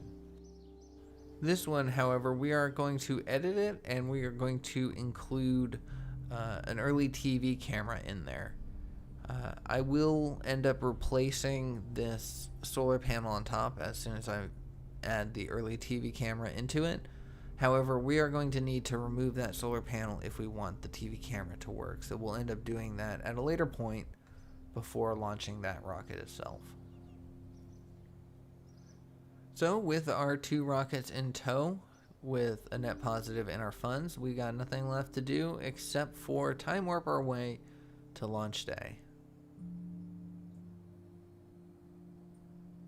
We're going to add a few more people to our launch complex to make the second rocket launch a little sooner. I'd like to have it a little more back-to-back, and since we have extra funds, we can afford to add a couple hundred engineers on there. Unfortunately, I added 39 extra. There's a max of 616, but I'm happy to have maxed that out because then our Orbital 1 launch complex will be as efficient as possible. We are now, however, in a negative, so we are going to fire those 39 people we hired that were extra. And now we're only in losing $3 per day, so we can actually fire a couple researchers, and that put us back into a positive of $16 per day. So even though we're not making a lot of money, at least now we're not losing it as we time warp. So the Daedalus 2, the first one is ready to launch, and let's go ahead and jump into that. So on a partly cloudy day at the KSC, we get ready to launch the very first flight of the Daedalus 2 lifting vehicle. And I haven't really thought of the name of the orbital aspect to it. I guess I would still consider that the Daedalus 2, the second stage, I guess. But we're gonna go mostly unedited in this first launch, just to kind of show you how it goes, how this thing handles everything that you missed in the test flight. We're gonna kind of show here, and then in the later flights we will probably consolidate our time a little more wisely. Keep this from being too long of an episode. I already know that an hour is a considerable length for an episode, but when it comes to RP1, there's a lot that goes into it, primarily the build aspect. With RP1, the difference between building between RP1 and stock Kerbal, KSP, or even Kerbal size real solar system, it makes a difference, and that's where I find the most interesting is the struggle between how to get these rockets up in the air and the lessons you learned along the way. So I'm gonna just kind of include it. I talked right through it, but I brought up the two screens, the orbital info and delta V stats, as well as the smart ASS controller, so you can better see it as we ascend. These are the numbers that are very important to me as I fly. The delta V stats, always look at the bottommost number, the one that it just passed 30. That is our current stage. The time in the bottom right corner, 23 seconds. That is our burn time. And then that tells me when I need to stage. And then the orbital info, we're looking at the apoapsis, and we want to pass 300 kilometers, so that way we can satisfy the contract.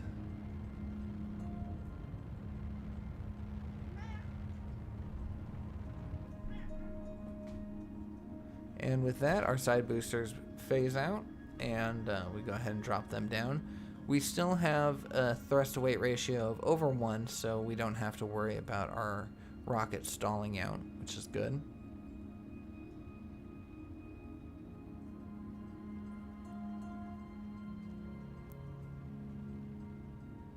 We've got 157 seconds of burn time remaining in this lower stage, so I'm more than confident that we will be able to reach our apoapsis with it.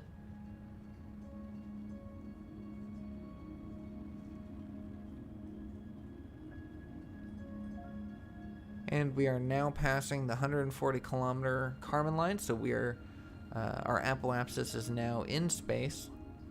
And if all I needed to do was get into a low Earth orbit, I could just point horizontally now and be ready to go with it. However, the contract requires above 300, and we want to do all three of these contracts in the same go, so we are going to make this above 300.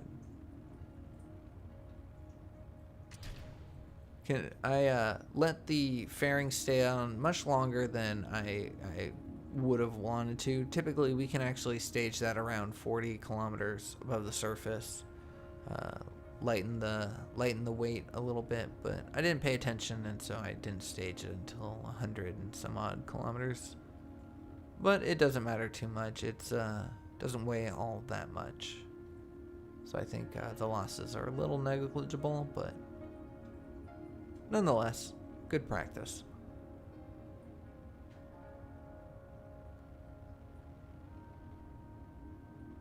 So we still have positive thrust, so we are slowly pushing our way up to the 300 kilometers apoapsis.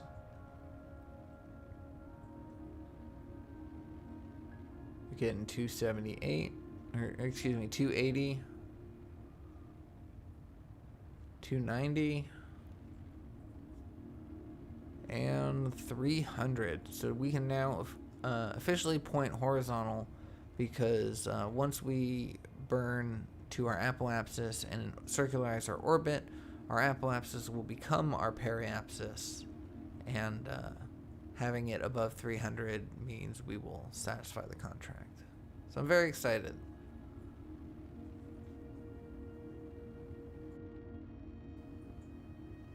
And we'll go into cinematic mode, just get a nice view of our craft. We're going to spin it up to give ourselves some spin stabilization. However, in all of our test flights, we found that we don't actually need it. We do have a near-Earth avionics core on this, so we do have control. And with the addition of the RCS, we have a lot more reaction control than is even necessary in this craft. Nonetheless, we put it into a spin stabilization anyways. So now I have 2 minutes and 54 seconds of burn time in this stage. So we are going to burn at around a minute and 30-ish seconds to the apoapsis, which is coming up soon.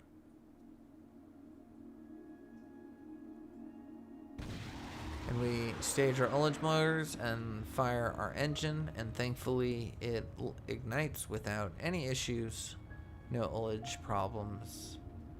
And yeah, this engine is now firing. We are pushing our way towards orbit. You can keep an eye on our periapsis now. That is the number to look at. It's the negative 5.7 million. We also can look at the engine burn time in the Delta V stats area. I brought the Smart ASS window down because we are no longer going to need to pay attention to that. However, I am going to bring up the mission screen, the contracts window, so you can see that a little bit better, because that is important. I find RP1 very interesting to play because a lot of it ends up becoming the numbers on these little windows that you have. You end up flying less by what you're looking at and more by what the readings are telling you. It's just interesting. I like that there are so many ways you can play Kerbal Space Program. You know, you can play it in POV version, the IVA mode, first person mode. You can play it in an RP1 setting where it's historical. You can play BDB Armory, where you actually have like weaponry and missiles and things like that. All sorts of different ways to enjoy this game. I think it's great. But in RP1, that is the way to enjoy the game is through the data. I'm surprised I haven't been keeping my flight log open. I used to do that in previous RP1 series. Had all the data about my flight and velocity during the flight and pitch angles and all sorts of graphs and colors. Maybe I'll do that again if I can find the screen space for it. Moving the nav ball over to the left was huge. I did that during one of the test flights, and I am very happy that I did, because I feel like it opened up a lot more real estate on the screen. But anyways, we are now at negative 1 million meters, periapsis, and rising. And we are now in the positives, passing 200, and now our periapsis is now past 300 kilometers, so we will satisfy the minimum periapsis for all 3 contracts. Very excited about that. We also have our apoapsis above the minimum required apoapsis for one of the contracts, but didn't matter. I attempted to light it again. I stopped my burn a couple seconds early, and I wanted to see if I could fire the engine again if it had multiple ignitions, but this engine does not, or at least this configuration of this engine does not. So we had a nice clean separation. There's a little bit of a rotation there, so I take a look at my solar panels and see that The rotation is enough to change the exposure amount, but not enough for it to really affect it. If you spin too fast, the solar panels don't have time to really charge or capture any of the sunlight, so it's important not to spin too fast. But yeah, our first polar orbit satellite contract is complete. That one was the least amount of time that it took. I think it only took an hour to prove the orbit, and that was good. Solar powered satellite is going to take much longer. Scientific satellite is going to be the middle one between that. So I zoomed in heavily into the craft to kind of avoid the flashing lights of time warping.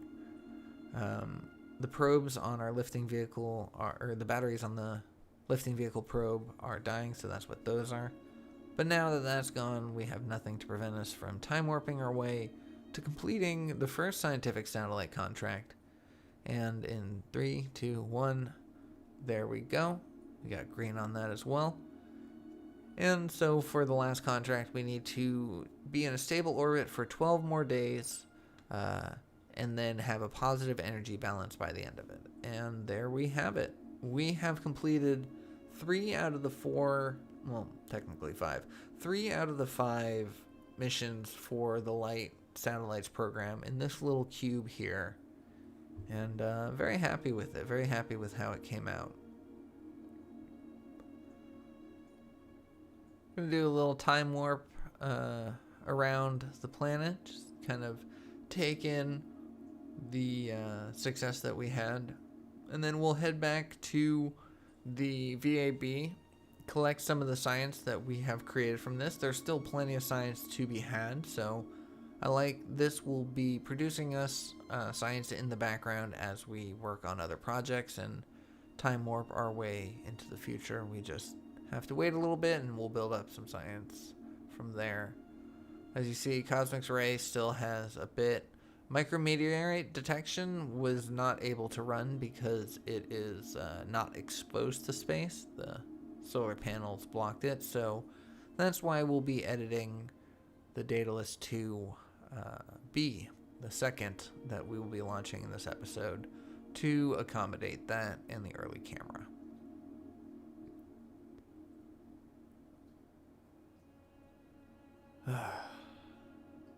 Love this little CubeSat design. I might have to use this again once we start getting more experiments because it's perfectly fit, you know? There's no place on it that doesn't receive some sort of solar panel charging.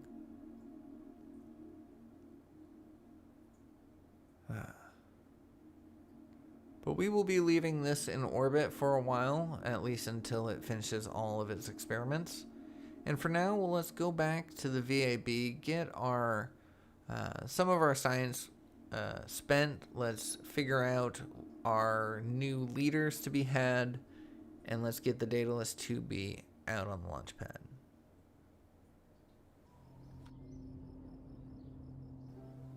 So there we have it, radiation belts discovered by satellite. We have our second Space Gazette headline. Unfortunately, that will probably be our last for this because we could have gotten some for the other contracts if we had done them on separate launches. It probably would have been like, oh, first solar powered satellite, and then first polar orbit satellite. You get different headlines based on the different achievements you have, but when you do them all at once, it just kind of goes for what it deems the most important of them are. So now we have, by discovering the radiation belt, we have, by completing the first scientific satellite contract, because that's what discovers the radiation belt, we now have a new leader set, a chief scientist. We're going to take a look at the lunar program that we have available to us, early lunar probes. Just kind of take a peek at what that is going to require. And that may be the program that we take next because it's got a lunar flyby and lunar impactor and stuff. But for now, let's just focus on picking a new leader of science. And once again, I'm just going to kind of go through and look at the positive and negative effects of each of them. If you want to pause the video and read more about each of these people, especially Jack Parsons, go ahead and, pause the video and check that out. Very interesting, but I'm just going to kind of look through them and then choose at the end.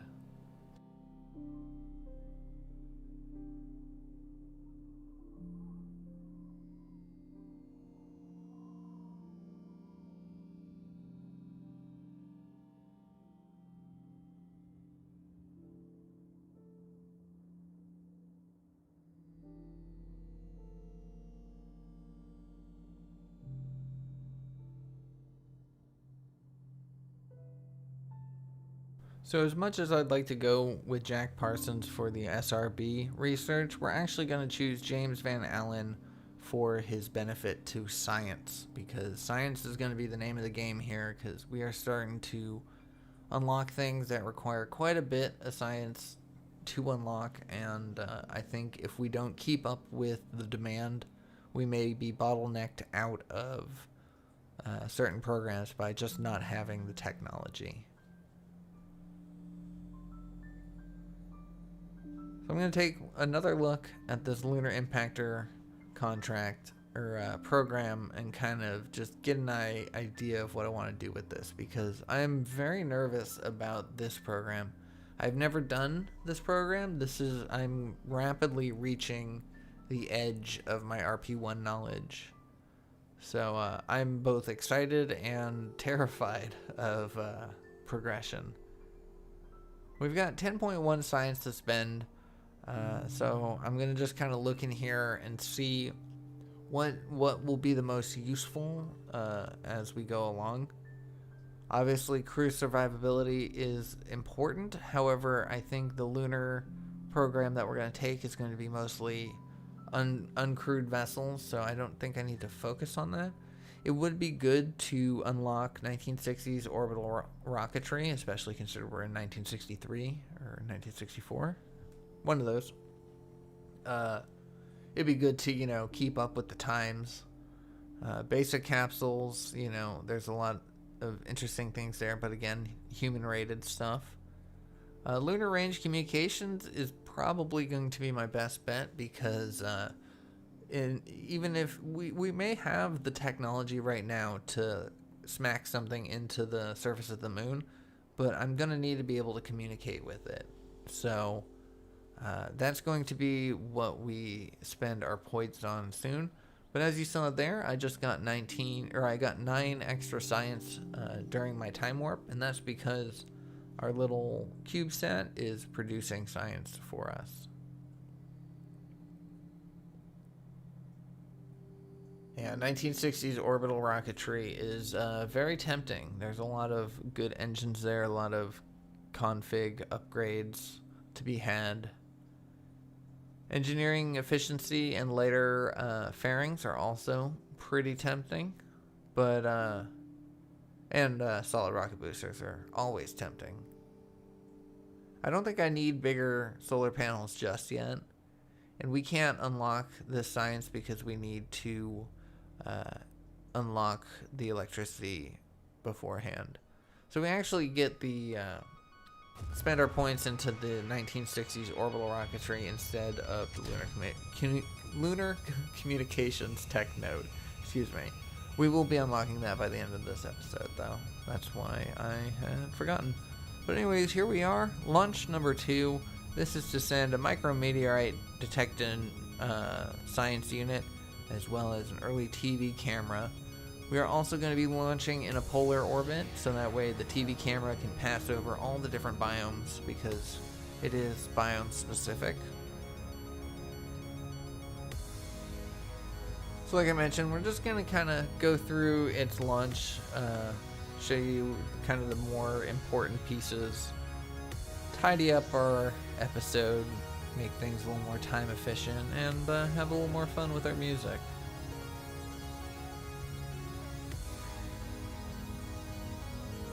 Beautiful plume. I don't know what mod that's from. It's just probably from one of the ones included in RP1 Express install, but Bravo. There we go. Now I staged the fairing at the appropriate altitude. As we can see here, we have our avionics exposed, so now it should be able to pick up science, and our video imaging and micrometeorite detection is running because we are now above 140 kilometer line. And we didn't need our periapsis to be 300 again because that is not a requirement of any of our contracts, but we decided let's just take the exact same launch profile as before. And that involves burning to the appropriate altitude and at the periapsis for the appropriate time.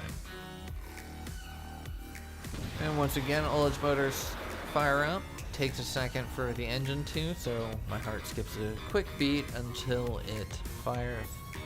And I know that we have no such errors that will cause this flight to be a failure.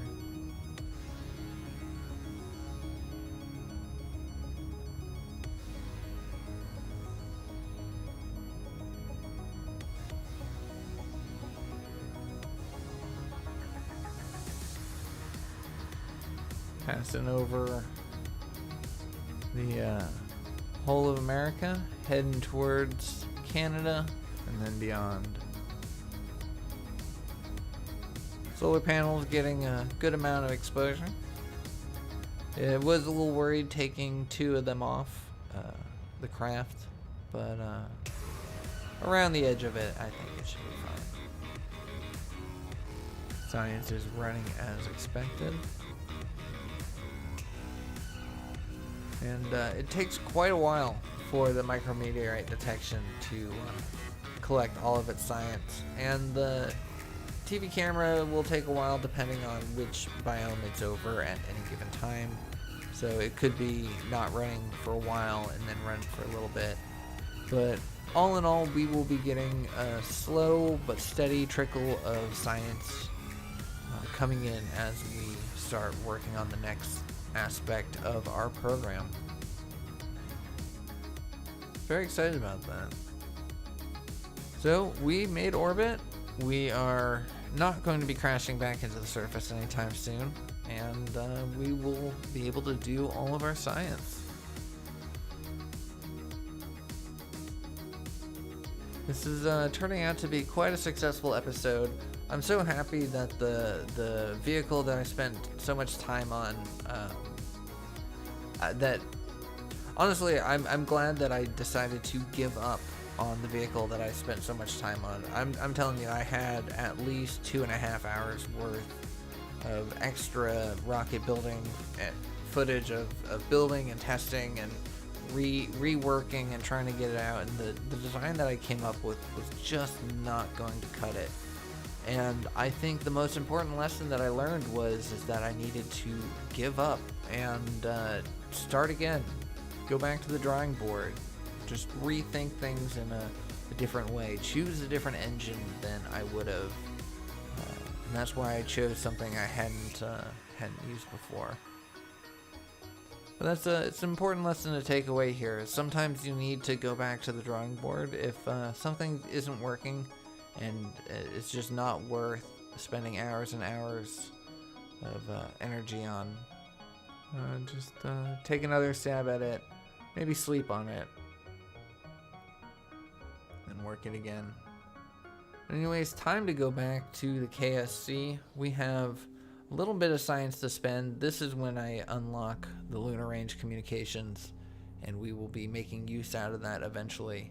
I unfortunately did not pay attention to the fact that there was one more contract to do that was required, and we have basically done it, but since we didn't accept the contract when we launched our very first satellite, it did not count. So we are just going to go ahead and load up the Daedalus 2 one more time, but we're going to change around its experiments. We don't need it to do micrometeorites. We don't need it to do TV camera. We just need a thermometer and a barometer. How ridiculous. We already know the temperature of space. We already know the pressure of space, but we are contractually obligated to bring back findings of it, so we are just going to launch this into the build queue and go ahead and go about our day. We do have 16 more science points to spend because the time warp gave us more science. So we went and unlocked, or started to research, the better avionics cores. So that'll be nice. Lighter avionics means lighter rockets. There's also more powerful, more efficient, all that. This launch, I decided, rather than cutting forward and just cycling between the parts of the launch, I just speed it up a little bit. Also get to see the Delta V stats and the orbit info, but it's going pretty quickly, so apologize about that. But this time we are not launching in a polar inclination. We just want to launch it horizontally because this will also show us what kind of stats we are going to get when we launch it equatorially, which is going to be more often than not, our launches are going to be equatorial, not polar. Even though this rocket was tried and tested in a polar orbit, we need it to be versatile as well. So we are going to aim again for a 300 kilometer apoapsis, but we ended up coming up a little short on that.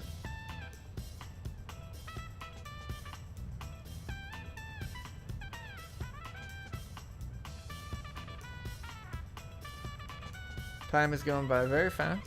Very nice. Make sure I forgot to turn on the experiments, but it's not going to matter because I had already run them, so I'm going to need to do a force run on them in order to satisfy the contract. And now we're passing our negative periapsis, so now we are going to be in orbit no matter what. We have no problems with that. We're actually going to be in a relatively high elliptical orbit. So here I am choosing the experiment. We're going to force run the pressure scan and force run the temperature scan, and that will be enough to satisfy our contract. Just needs a little bit of a time warp to prove that the orbit was stable, and there we go. Our atmospheric analysis satellite has successfully completed, and that brings to a close the early satellites light program. Hey, there's Saturn. So let's go back to the KSC, and we're gonna end up getting rid of the satellite eventually, probably off camera in the tracking station, because technically it's just debris at this point. We don't need it to satisfy any contracts. It was in fact overbuilt. It has way too much battery. It didn't need these solar panels in the slightest, but you know, I was just happy that we built something that was versatile to work in multiple ways. And I'm excited to experiment with it in the next episode. We are going to be looking at the lunar impacting program. We are going to try to finish up the X-plane program. And we are rapidly, like I mentioned, we are rapidly approaching a place where I am out of my league. I am out of my depth. And I will be throwing my Kerbals at the ground and attempting to miss. But that will be in an upcoming episode, so stay tuned for more. But anyways, that is where I'm going to leave today's episode. Thank you so much for watching. I hope you enjoyed it. I hope you're looking forward for more RP1. If you did, please consider giving me a like, drop me a comment, let me know your thoughts, and I will see y'all in the next one. Take care.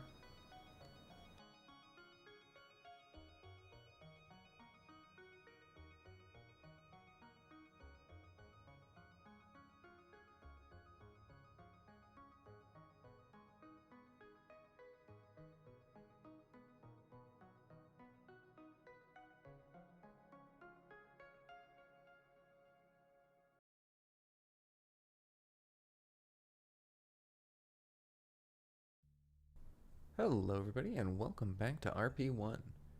Unfortunately, this will be the last RP1 for a little while. I'm still going to keep on it, but I've been running into a lot of problems with the impact, the moon contracts, and so I think I need to just get myself a little more familiar with this next stage in RP1 before I have anything that are really worth showing. So instead, today we're going to focus on one of our last few X-plane contracts, and that is the high altitude flight. We still have the Mach 1 and the Mach 2 contract, so that is going to be a challenge. And we may end up doing that episode in between the times as well.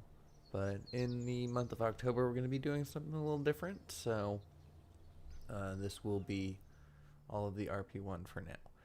What you're seeing me do here is time warping ahead, so that way we completed the lunar communication science node, so now we have the ability of upgrading the tracking station. I've been kind of pushing for this because when I was doing my tests for lunar impact, not being able to have maneuver nodes was a little difficult, so I kind of put my eggs in that basket.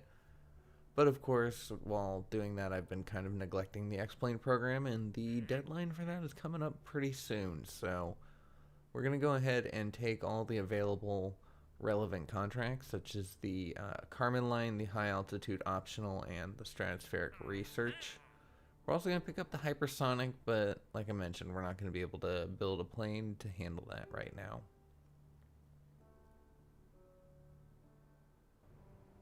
So let's go ahead and hop here into the spaceplane hangar. First thing we're going to end up doing is we're going to grab the X1 cockpit, but that is not the correct one. We are going to need the Mach 1 cockpit, and that is the one that we recently unlocked with the hypersonic flight tech node. So now I'm going to try to build a little bit of a procedural plane at first, but eventually I'll kind of change my direction. But we are going to use these tanks to build out our body in 3 segments, and we're going to use the XLR-99, this big hefty engine that powered the X-15 plane in real life, so I think it should be more than capable for our job. So now I'm kind of adjusting. I have 3 different sections here, so one section to basically house the engine itself, which we have as a hollowed cone that we can kind of adjust the back of there. And then we have a center tank, which is going to be the majority of the body's fuselage.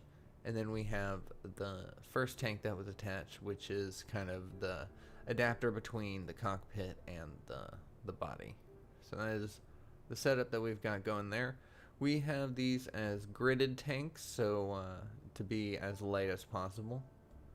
As you see here, extending out the center tank to the appropriate amount of fuel, the appropriate burn time was just too big of a feat, so we are going to actually make it a little bit thicker so we don't have to extend it as far. We're also going to adjust the amount of fuel that goes into the front and back ends to kind of compensate.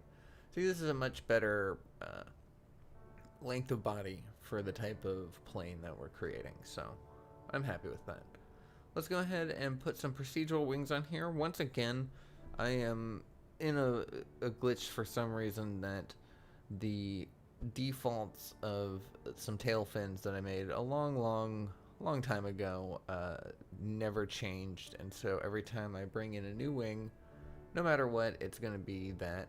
And with my control surfaces, it's this tiny paper thin control surface. And that's just my default. That's what it gives me every single time. And I don't know what mod causes that bug. I don't know how to address it. I'm not even sure how to describe it. So, yep, it's just something I have to deal with in this. But hopefully you don't have to deal with that in yours. So we're just going to go ahead and thicken out the width of it to make it a legitimate surface and not some two-dimensional plane. There's going to be a lot of minute changes on the wings and the control surfaces, but the solution that I end up coming up with might just surprise you. But here I'm creating a little platform for our tail fins to sit on, so it's not just directly against the body of the airplane. And that also gives our control surfaces a little bit of room to wiggle and move around the base of it. So we're going to just copy that other airplane wing, and then we are just going to resize it so that way it works as kind of like a little end cap.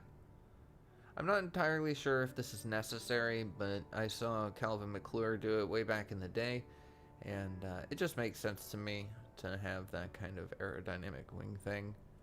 Uh, so, and if you're not familiar, Calvin McClure is probably the best authority on building X-planes and, well, you know, a lot of planes in general. But if you are wanting to build these kind of things, I highly recommend checking out some of his tutorials. Honestly, I owe most of my plane design to said tutorials, but I've tried to kind of do things my own way if I can, where I can. But generally speaking, there's only so many ways to design a plane, and sometimes the best way is designing it after something that works. I unfortunately wasn't really doing a lot of homework, as I call it, RP1 homework at the time. And RP1 homework is essentially just going through history and learning about different planes that we use during this time period and what kind of engines they used and what kind of flight stats that they had.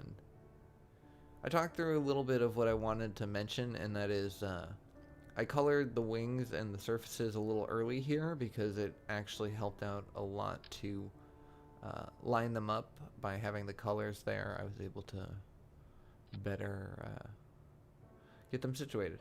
Anyways, I'm just copy and pasting to make my tail fin. This is not the best design, and it has yet to be tested, and you'll see in a little bit what happens. But there's not going to be an extended cut on this episode. Honestly, there wasn't enough test flights to kind of warrant it. So we're just going to kind of skip through there, and I'll show you what we ended up coming up with. But for now, we're going to try to work on getting these control surfaces on the wings. And that's going to take a little bit, and it's going to be a lot of just back and forth trying to finagle the right shape out of it, the right rotation, and double it up to make them both even.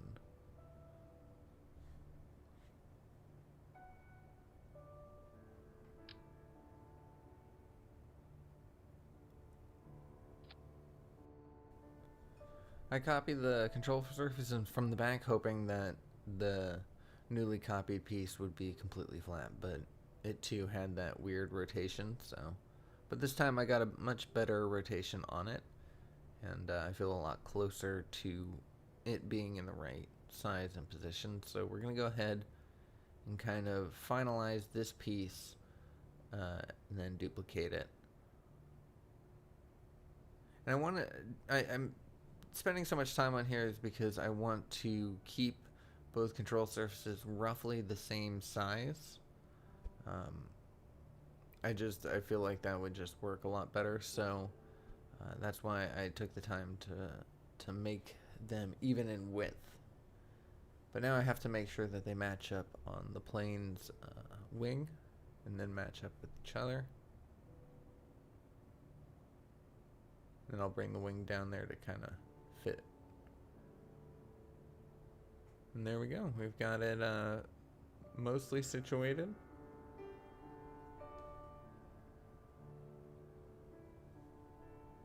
I'm going to go ahead and throw back this end cap. Throw that back on there.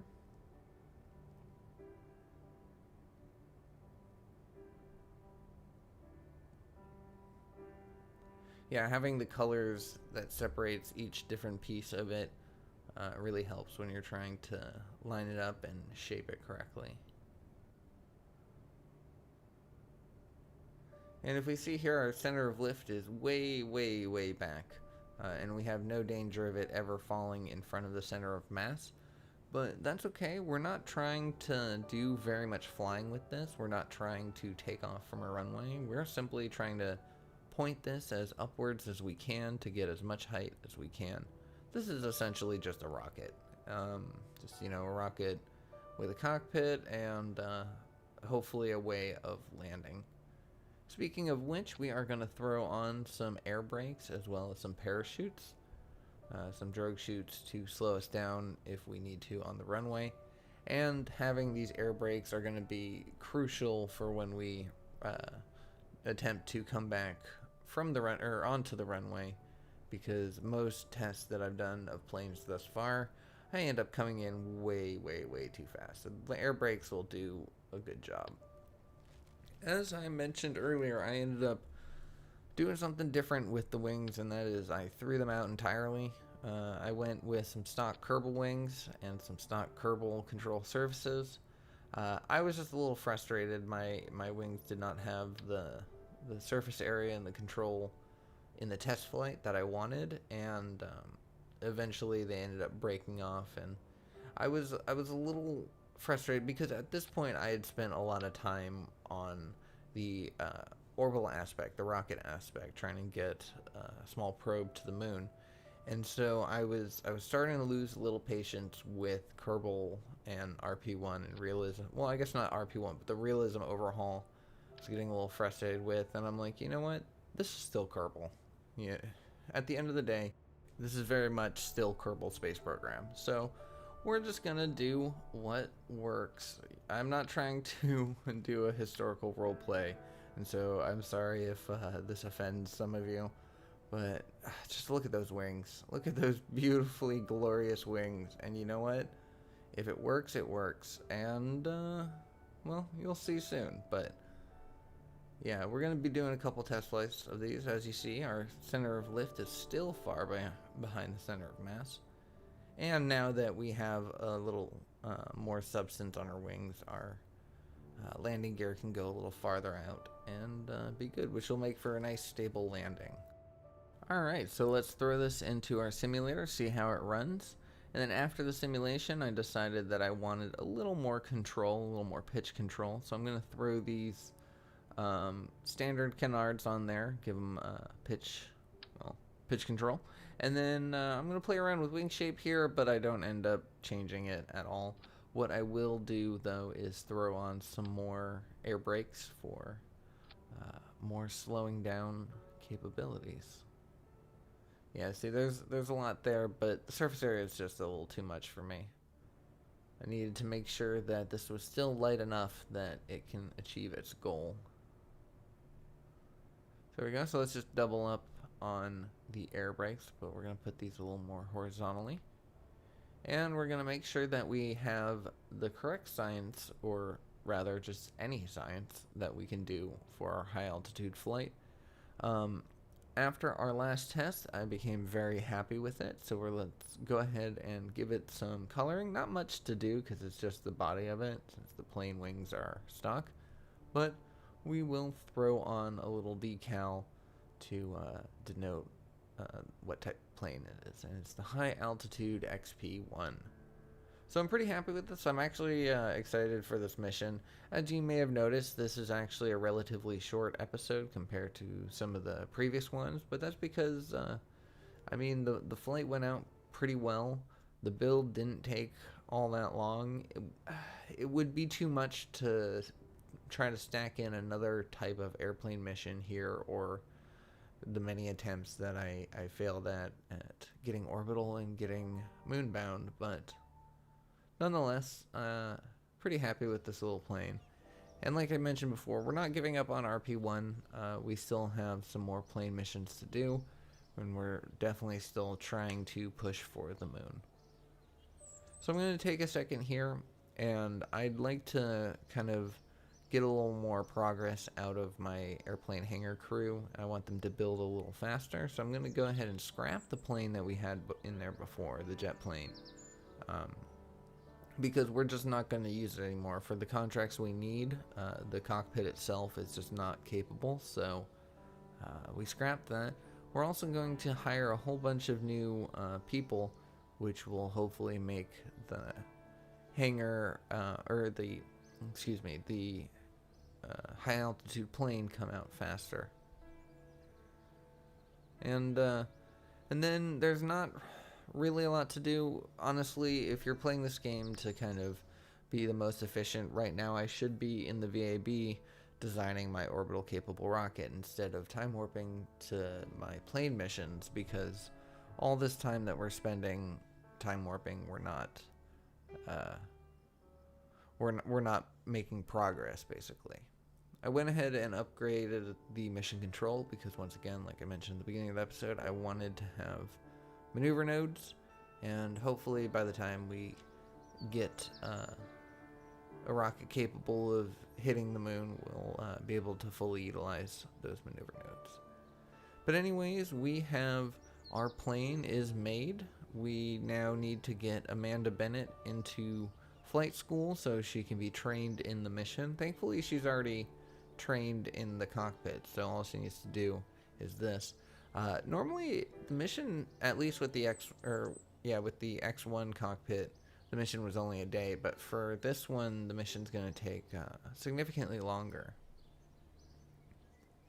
So instead of prepping the plane for air launch now, we're going to go ahead and time warp forward to try to match up the prep for air launch completion with Amanda Bennett's program completion, and then that way we can kind of maximize the time as best we can when we can. So that little effort.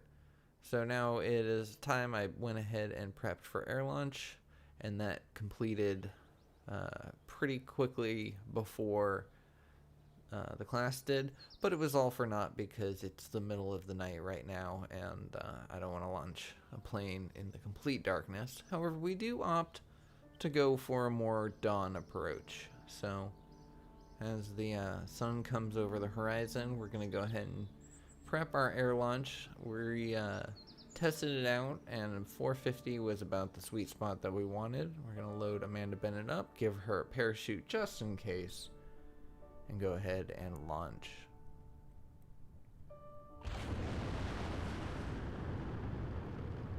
We get a nice clean ignition, always nice to see. We've got the sun at our back, which means we may have a little bit dark of a touchdown. I was hoping that by the time we reached our destination, the sun would be a little bit higher than it ended up being, but nonetheless, I was still pretty happy with the early morning colors we were getting. So now I'm pitching as far upwards as I can while still kind of pitching forwards, so that way we're most efficiently breaking through the atmosphere. I had 141 seconds of burn time, but we're not going to use all of it. I only want to cross the 100-kilometer line, which is the Kármán line, which is what is required by the contract. As you see here, we had 18 more seconds of flight, but in all my tests, it was a hard enough re-entry as is. I didn't want to add even more altitude to that, which would cause me to come in even more fiery of a rate. But as you see here from our missions, we completed quite a few contracts and milestones. Time warp ahead until we pass the Kármán line, and we are now on our downwards trajectory, and we have completed that contract. So all we need to do now is land safely, either at the KSC, ideally, or if we splash down in the water, as long as we do so with the plane, or at least the cockpit, intact, and Amanda Bennett safely alive. So we have a pretty aggressive pitch down, and I'm trying to balance out as much as possible. Having these canards on there did help out a lot, keeping ourselves balanced. In every single one of our test flights, they actually ripped off around this point. Once it got heated up, they just burned and came completely off, and we landed without them. So I was a little surprised to see them still stick around here. The re-entry that we did was probably the best case scenario. We barely had any heating on there, so led me to think that we could have possibly gone a little higher, spent a little more time, a little more science. But honestly, after the Kerbals that I've lost in my series recently, I was hesitant to needlessly, recklessly risk her.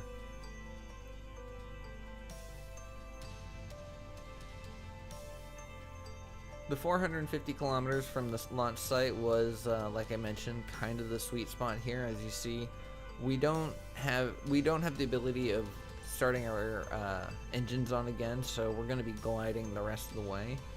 But besides the fact that our angle is incredibly aggressive, we're pretty much set to hit the base of the runway. I'm gonna go and air brake a little bit. We're only going 300 meters per second and falling, but I did want to kind of make that drop a little faster.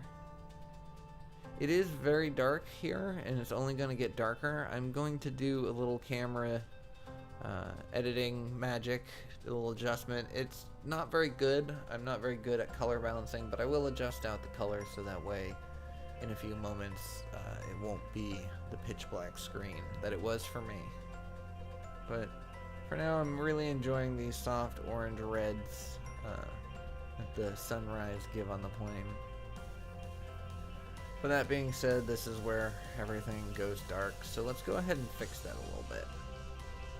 So yeah, like I mentioned, the colors are a little funky, but at least you can get a good idea of our approach. And now our angle isn't nearly as extreme as it was before. We're still going relatively fast, but with our air brakes and our parachutes, I'm pretty confident that we'll be able to slow down in time. The real question is will we have the right angle when we come in? Are we going to be able to actually land on the runway, or are we going to miss it entirely? Amanda Bennett seems to be having a pretty good time. She seems pretty confident in her ability, so I'm going to be confident in her as well.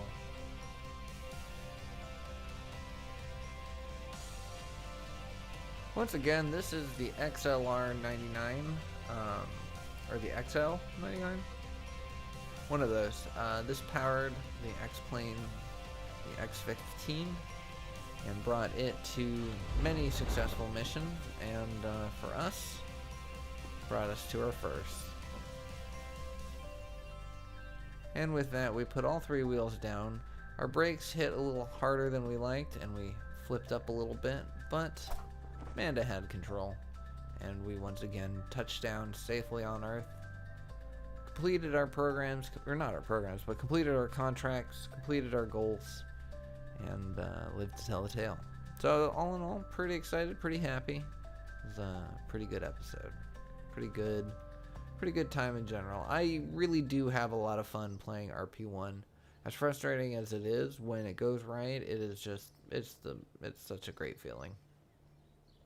So now that she did a fairly interesting mission, she's going to stick around for an extra 220 days, which is nice because we want our pilots as long as possible. Before we end the episode, we're going to take a quick peek into our science to see what we can get. We now have 12.8, which is more. We're reaching a part where our science is becoming limited because we've already done most of the experiments available. So we're going to have to choose our parts wisely.